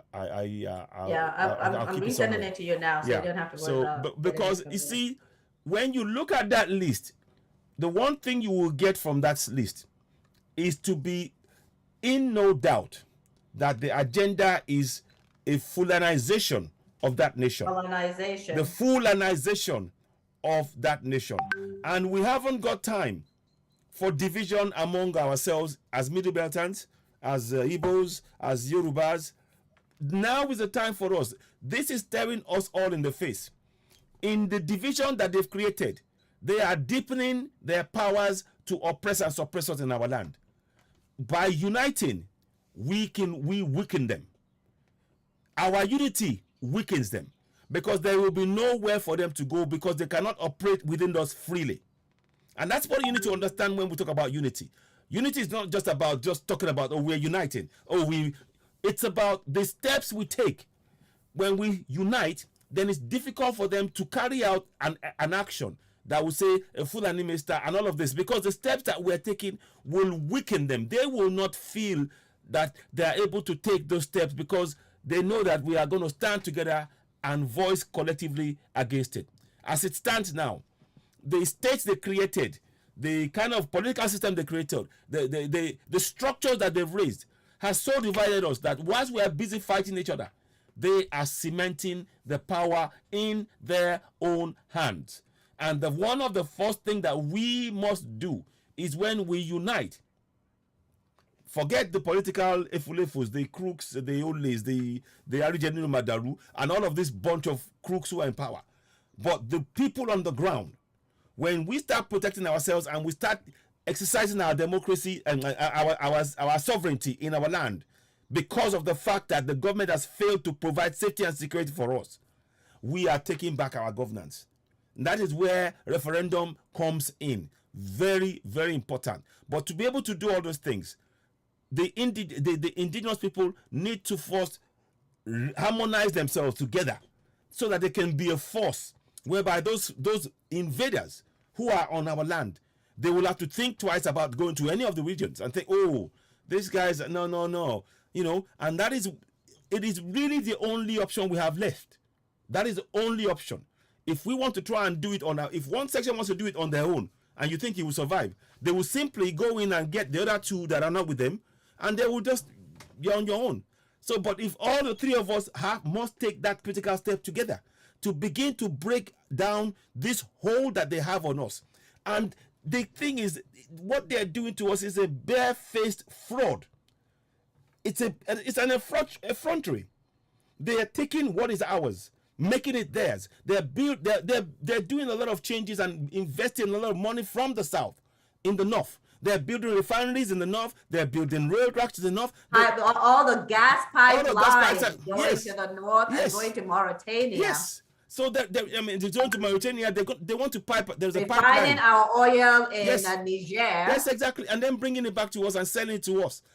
I mean, this is and the monopolies, the Dangote monopolies of cement and rice and all kinds of stuff that's monopolized. All of this is who is a Fulani. Yes. So our people, really, we do need to take a really the urgency is now. With that, honestly, time is of the utmost importance right now. We have a short time, but in which we need to really build this up. The awareness must continue. I try and do programs in broken English, and I try to do it in Yoruba, and and in English as well, to reach as many people as possible. These programs as you're watching now, if you can translate some of it, don't wait for us. You can do it yourself. Absolutely. You can take it on yourself. This is a task that every diasporan must take on. Like I said before in another show, every diasporan, you manage between 2 to 10 people, maybe up to 100. You are responsible for 2 to 10 people. Those 2 to 10 people manage another 100 people based on what you're sending back home.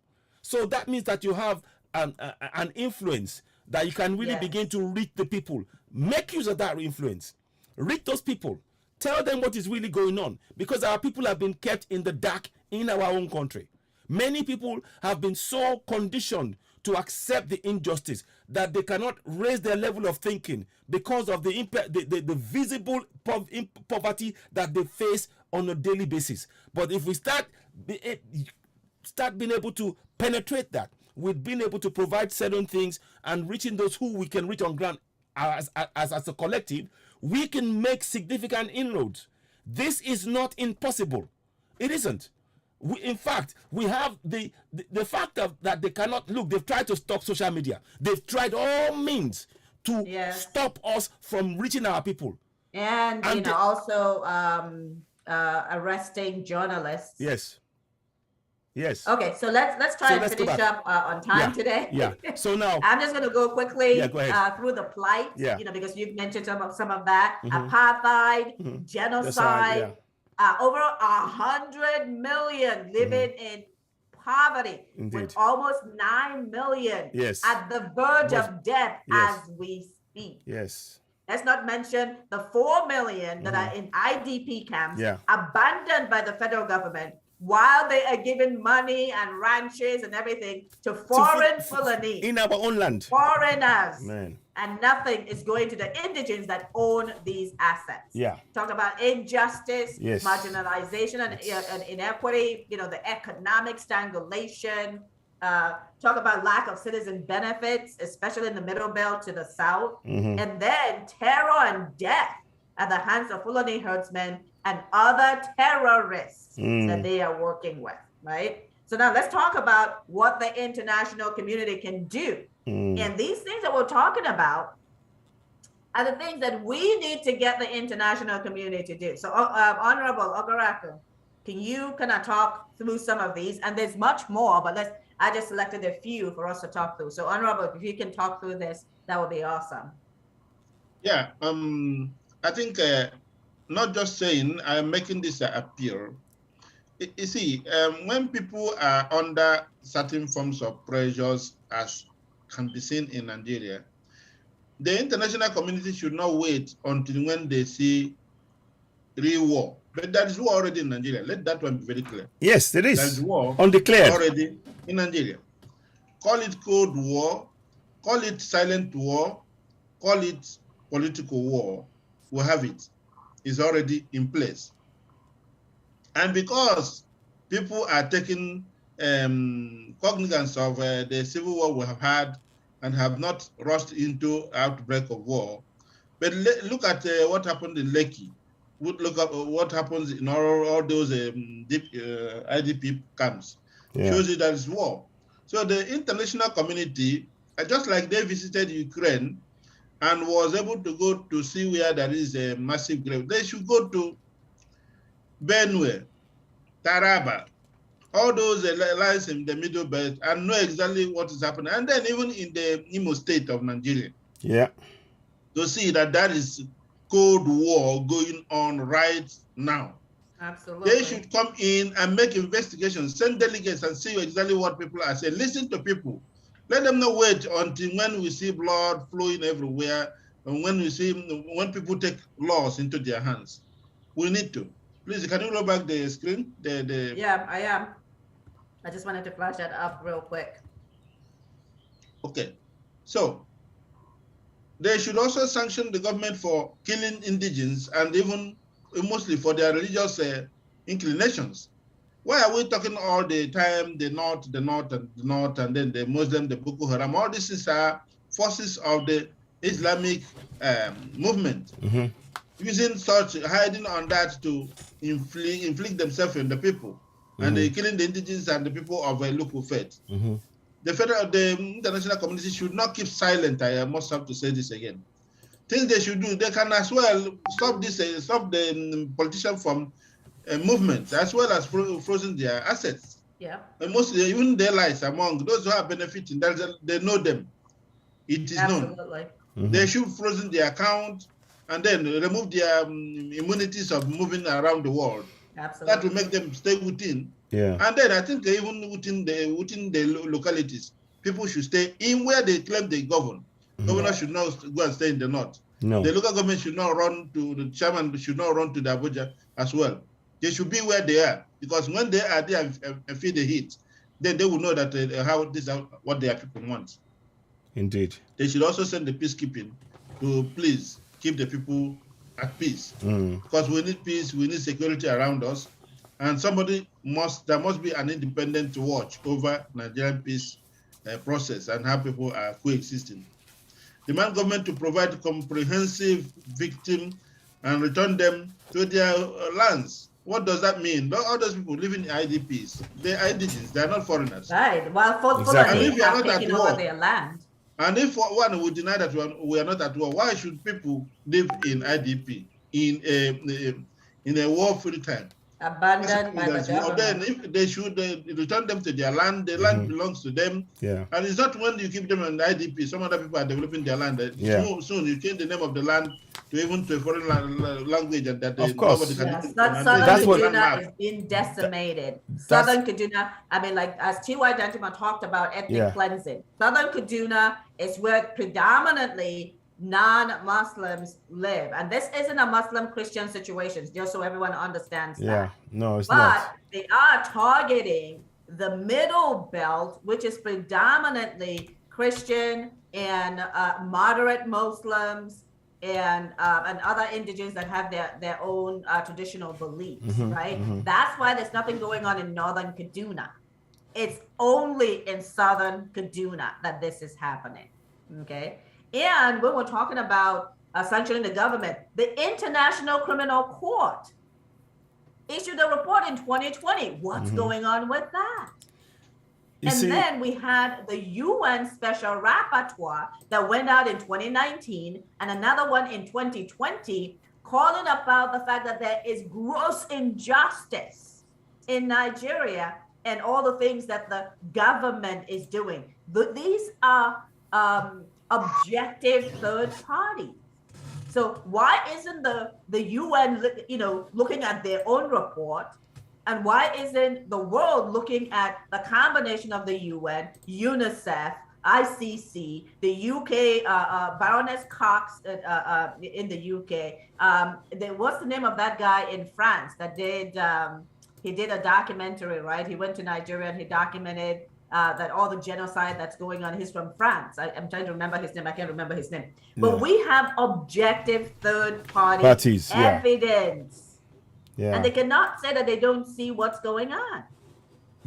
So go ahead, Ogaraka. I just wanted to point out that we do have objective third-party evidence. It's not just us saying it. Yeah. They should also stop all forms of armed sales to Nigeria.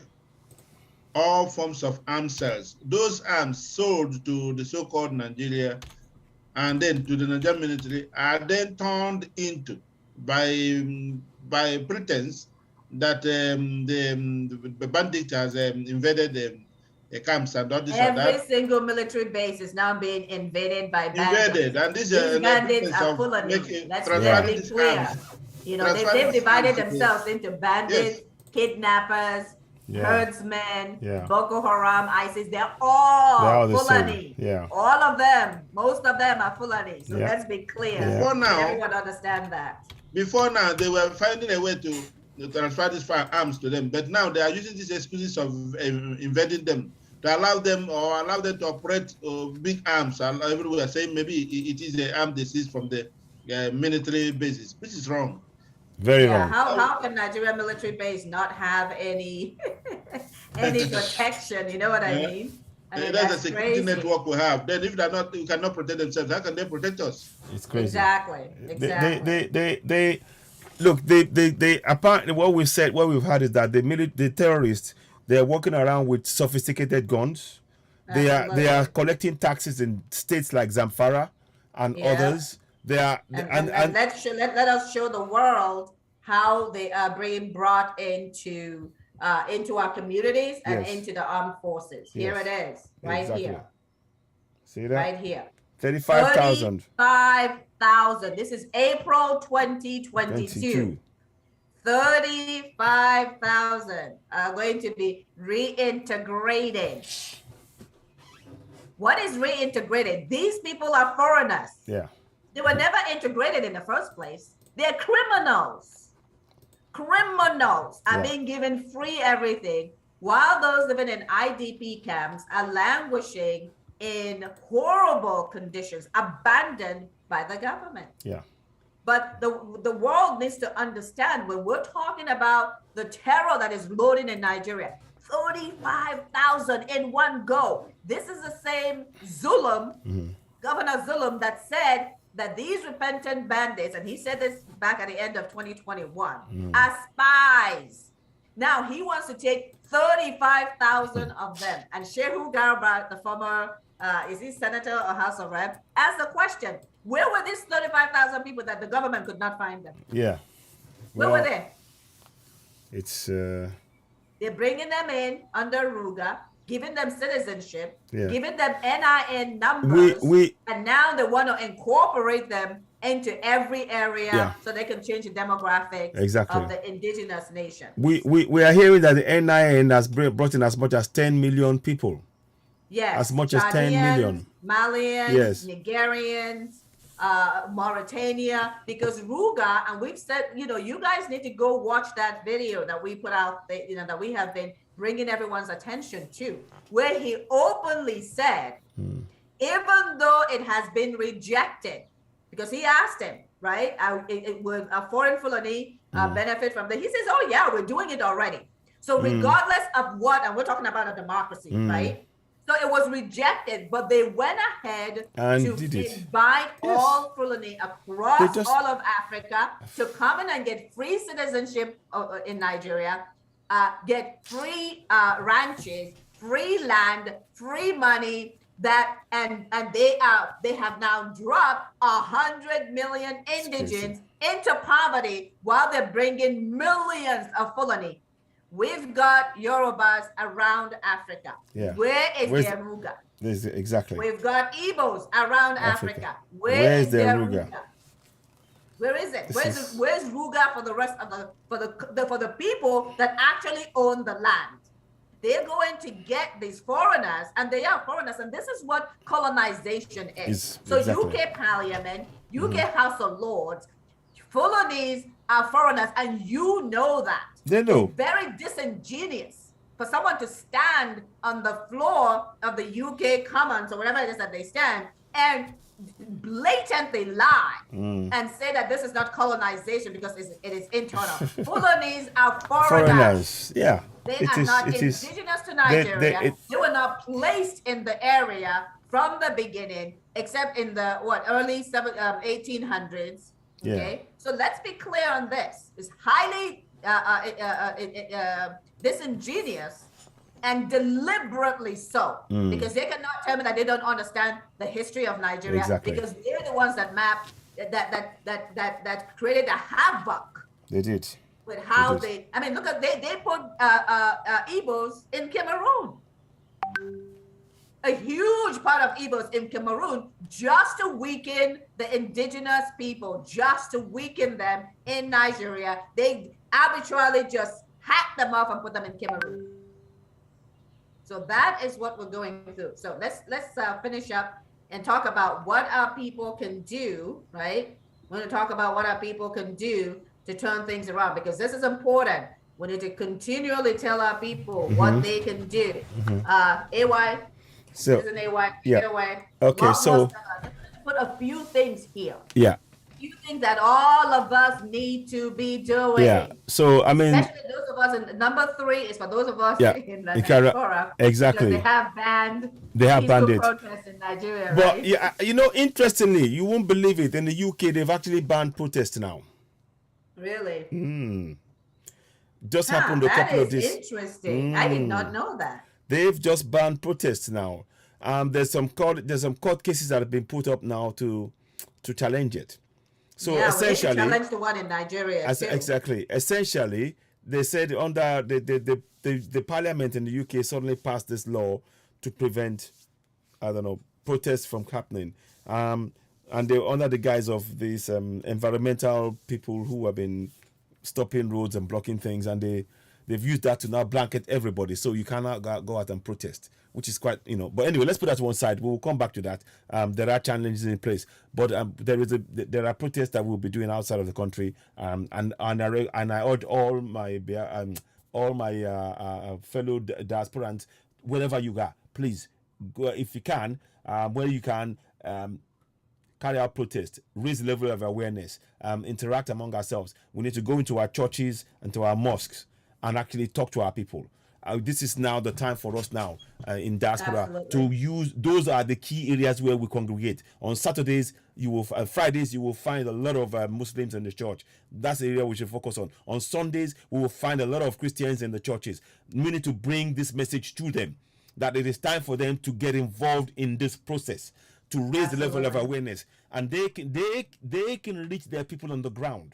They have, like I said, each and every one of us are from 2 to 10 people each. Imagine, and there's about 20 million, 30 million, or maybe more of us in diaspora. If all of us must get engaged, it is our duty to get involved in this. Raise the level of awareness in our communities on ground. Let them know they have the power to make the change.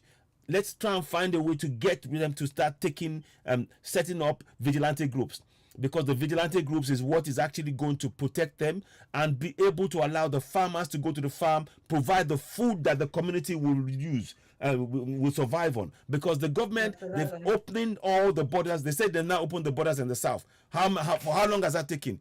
There's a reason why they're doing that, and I want us to be very, very careful.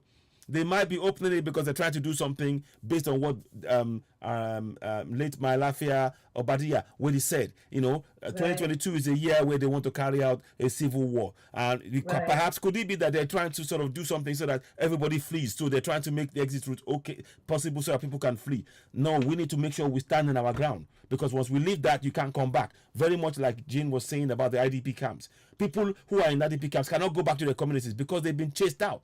People, I saw a video, in fact, somebody shared it. People were literally getting onto buses and packing their suitcases and leaving. A whole community were leaving. And the government says absolutely nothing about that. Nothing. So we need. They don't arrest anybody. No. They don't arrest any of these terrorists. Nothing. No. They go to the southeast. And they're killing people and harassing people. Exactly. In the southwest, they're killing people and harassing people. Exactly. But these terrorists, nobody gets arrested. Exactly. And when they do get arrested, they become repentant. They get a call. They become repentant. Well, yeah. And they don't see the four walls. They don't see the four walls of a court. So what we're saying to us is there is something we can do. We need to encourage our people. Now is the time to stand our ground via vigilante groups. Don't do this on your own. Please, we need you guys to be working in groups. Do not work on your own. Don't go to farms on your own. Don't walk the streets on your own. Be in groups. And also, when you set up vigilante groups, we encourage our youth to get involved in this. because it won't be long before they're going to move into the phase where they're going to start going into areas and start just massacre. And we have to provide means and the ways to protect ourselves. We've talked about VPN, virtual private networks. At some point, the government will come and they will shut down networks in the whole area. They've done it in the Kaduna, and they did that in Kaduna. Exactly. Yes, they so did that in we Kaduna. need to be aware. Please make sure those of you who are technology savvy in your community have 2, 3, or 4 of you, or as many of you as together, to set up virtual private networks that people can communicate via. You switch it on, and you can, and that location is difficult for them to detect. That way, you get, you can do a lot of things with the virtual private network. So these are very, very important things that we can do. We are not powerless. We just need to begin to do that work. So So like I said, reach as many people as possible on abroad. Let us know what is going on, and we will spread the news and make it make it viral, make it go viral. And let's continue to communicate and encourage our people and empower them to know that the Constitution is a fraud and they have the right to self-determination. I'll stop there for now. Thank you very much. I know that we've run past our time now. Thank you so much. We'll just have a few more minutes for us to round up. So, Ogaraku, what do you want to tell the people? Because one of the things that we're trying to point out here is that even if you take away the Constitution, Nigeria is still a fraud. Yeah. There are no nations. It's called the Federal Republic of Nigeria. There are no nations to make it a federal anything. Yeah. Right? So the Constitution, the so-called Constitution, which is AKA Military Decree 24, it's a fraudulent document. Yeah, it is. It is. And without any nations, Nigeria is not a federation. And no one agreed to be indivisible and indissoluble. Yes. Because we're ethnic nations. We have a right to a sovereignty. Exactly. A constitution cannot take away our sovereignty. And more importantly, to bear in mind, we, the citizens, never carried out the referendum to pass that constitution, that fraudulent constitution, into law. Until we do so, that Constitution remains null and void. There is a court case going on in Ekiti right now, and one shortly to take place in Osun, whereby they've put a stop on the elections going on in Ekiti for the governorship and in Osun, based on the fact that the Constitution itself is a fraud, challenging the very basis of the nation we call Nigeria. So we're seeing the updates. There's meant to be an update, and the case was adjourned until May 11, next month. So these are critical steps. What we want you all to do is, those of you in the Southwest, please, when those court cases come up, peacefully go down to these places and support the case. It's very important. It is really key case to really challenge the foundation of this fraud, because the fraud has no basis. Ask them to provide you a referendum upon which the people of Nigeria collectively signed up and said, okay, we support the fraud Constitution 1999. They will never be able to provide it. And that's what you want. I want people to remind our people at home. Ask them to provide you that referendum, because if there's no referendum, we have no constitution. If there is no referendum, we have no constitution. And on that basis, we are going on our own. There's nothing so much as anybody telling us we are one indivisible. It's a lie. It's just a statement. It's empty. It's a lie. It is a fraud.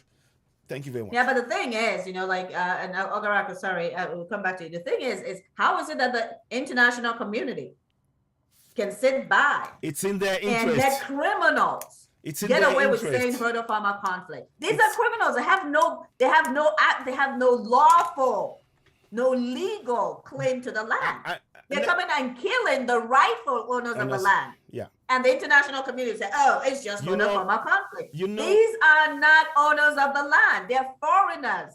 Let me killing rightful, legal owners of the land. With impunity, because the Buhari government is allowing them to do so. Yeah.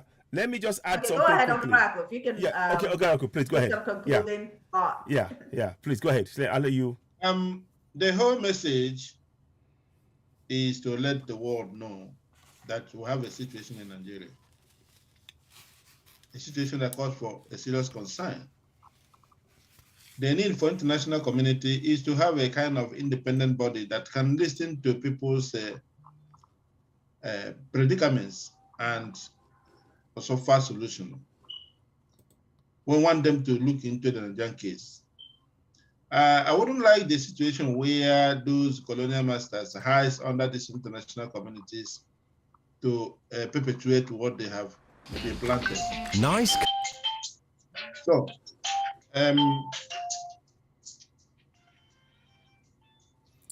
okay.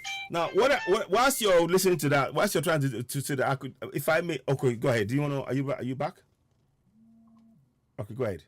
So, sorry about that. So, in Nigeria, with the killings mostly in the Middle Belt, and now that has passed to even the southeast, as you can see in the Imo State. Yeah. And with the security that no longer, the central security that is no longer trusted because of its fulanization nature, as you can see from the where all the chief securities are from one tribes, thereby they are no longer trusted by the people of other sectors. Yeah. And then where even the local security that is being created are now being used by the so-called central, even to get to where they're supposed not to get. Right. I want to let us know that unless you guarantee security, we as people should go to the farm and produce, for which is the source of raw material for all the industries you think of. I mean, all the raw material for every industry you think of comes from the land. And if people are not free to work in the land, automatically we are creating poverty. That's starvation, actually. It's starvation. That's why we have 9 million on the verge of starving to death. And it is a war of its own. It is a war of its own, I must tell you. Absolutely. This is a wrong governance. Absolutely. People should expect more. And if somebody should not come here, just like Theresa May came in sometime to let us know that we are the poverty capital of the world without doing nothing about it. Yes, it's good you mentioned it, and then at least nobody will hide it anymore. Then what do we do about that? Has anything changed from them? Let me add something. Excuse me. Right, and then Cameroon said the Nigeria is fantastically corrupt. Why should all this be said and nothing is done about it? Is it just for announcement, or just to cajole us, or to save us? So I want to say here that Nigeria is in need of international attention, and more importantly, election renews this fraudulent paper we have, because whenever this election is done, whoever wins got sworn in, and one of the things you do is to defend the Constitution.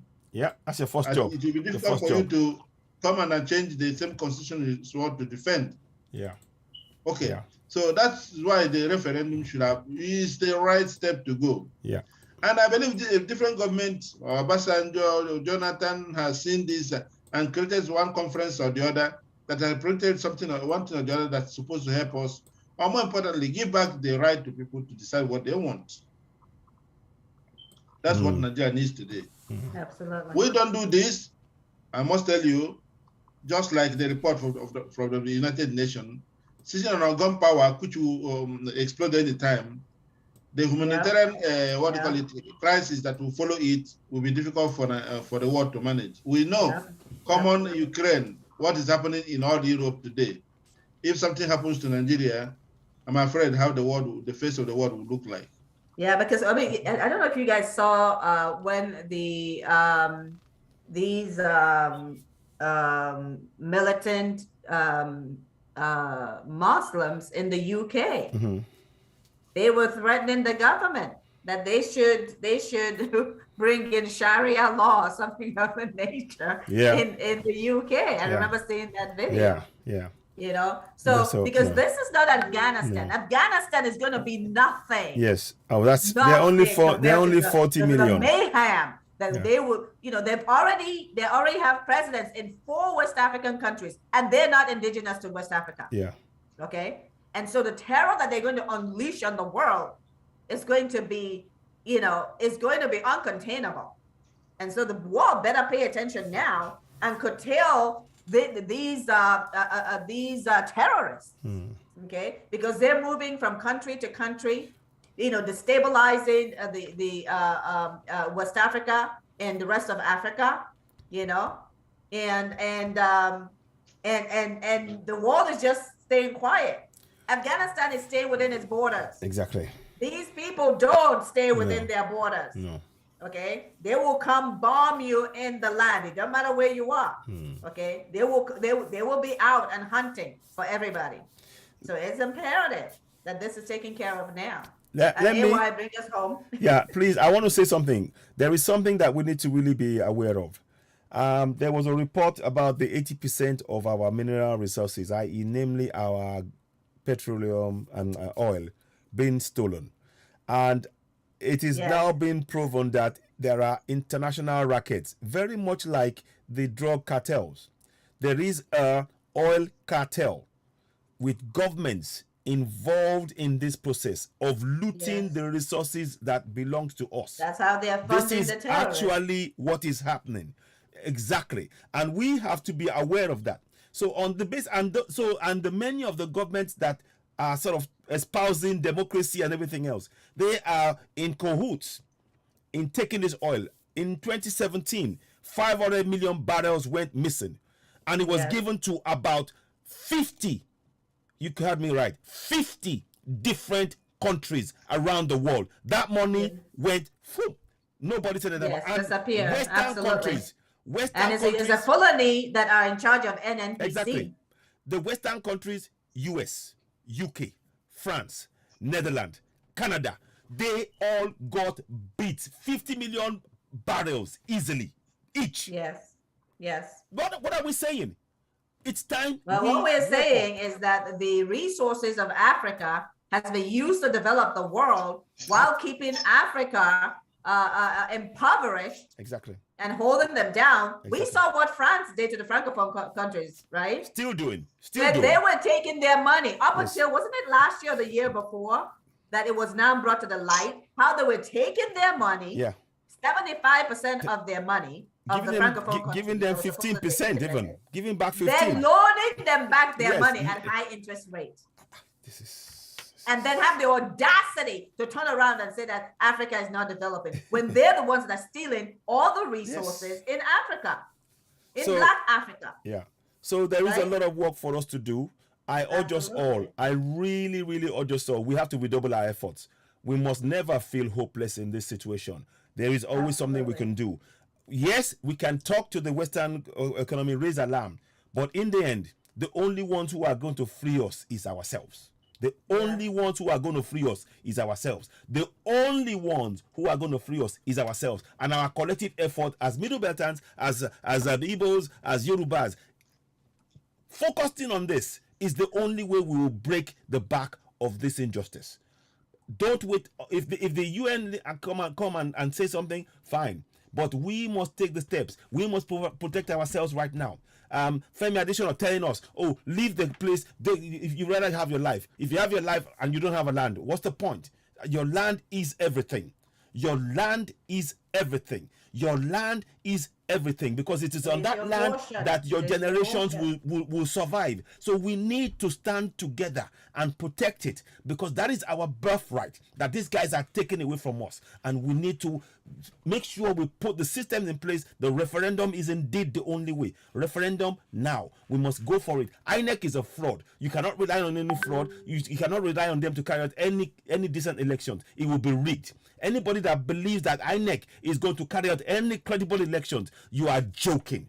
You are simply joking. We'll couple that with the fact that we have all this, just Chad, people from Chad. I think they said there's 4 million of them that they have given the NIN. Exactly. So that's why they want to do a census now and add them into the voter rolls. These are foreigners and not citizens of Nigeria. Exactly. Right? So, Nigerians, Mauritania, they've come from everywhere. They do. Who are citizens of other countries where they've done the same thing and taken over the presidency of those countries by just moving around the same group of people. Exactly. And paying them. Yeah. And with our own money. With our own money. I mean. Exactly. So, anywho, thank you all very much. Thank you. And we'll be back out next week. Yeah. Bringing out more information that our people need to know. And we really need to focus on getting this information out. We need to focus on doing what each and everyone can do. You can't do everything. That's fine. Yeah. You know, contact your lawmakers in the country where you are. Yes. Make sure that they understand what's going on, because there's so much false narrative out there, right? Support the freedom groups, right? You know, support them monetarily. Yeah. You know, make sure you're communicating the information to others. You gotta share the information, and then you gotta sign the referendum, because it is important, as Citizen AY said, we are the ones that need to free ourselves. We need to take the steps, and we need to be dogged about it. Okay, just dogged about it, and making sure that we're not getting tired, you know, because failure is not an option. Nope. Because we are not losing our land. We're not giving away the future of our children to be slaves in this apartheid Nigeria. We definitely cannot sit still and let that happen. No. So again, thank you all very much. Thank you, Citizen AY. Thank you, Honorable. You guys have been great and providing great, insightful information for our listeners to be able to take away and really do something good. So again, thank you all very much. And I am going to be ending the live stream now. Yes, we'll end it now. Thank you very much. Bye. Thanks for watching. Join us again. Bye. Thanks very much, my Honorable Garaku. Bye. Thank you. Bye-bye. So 1 second. Give me a second. Let me see. Okay. So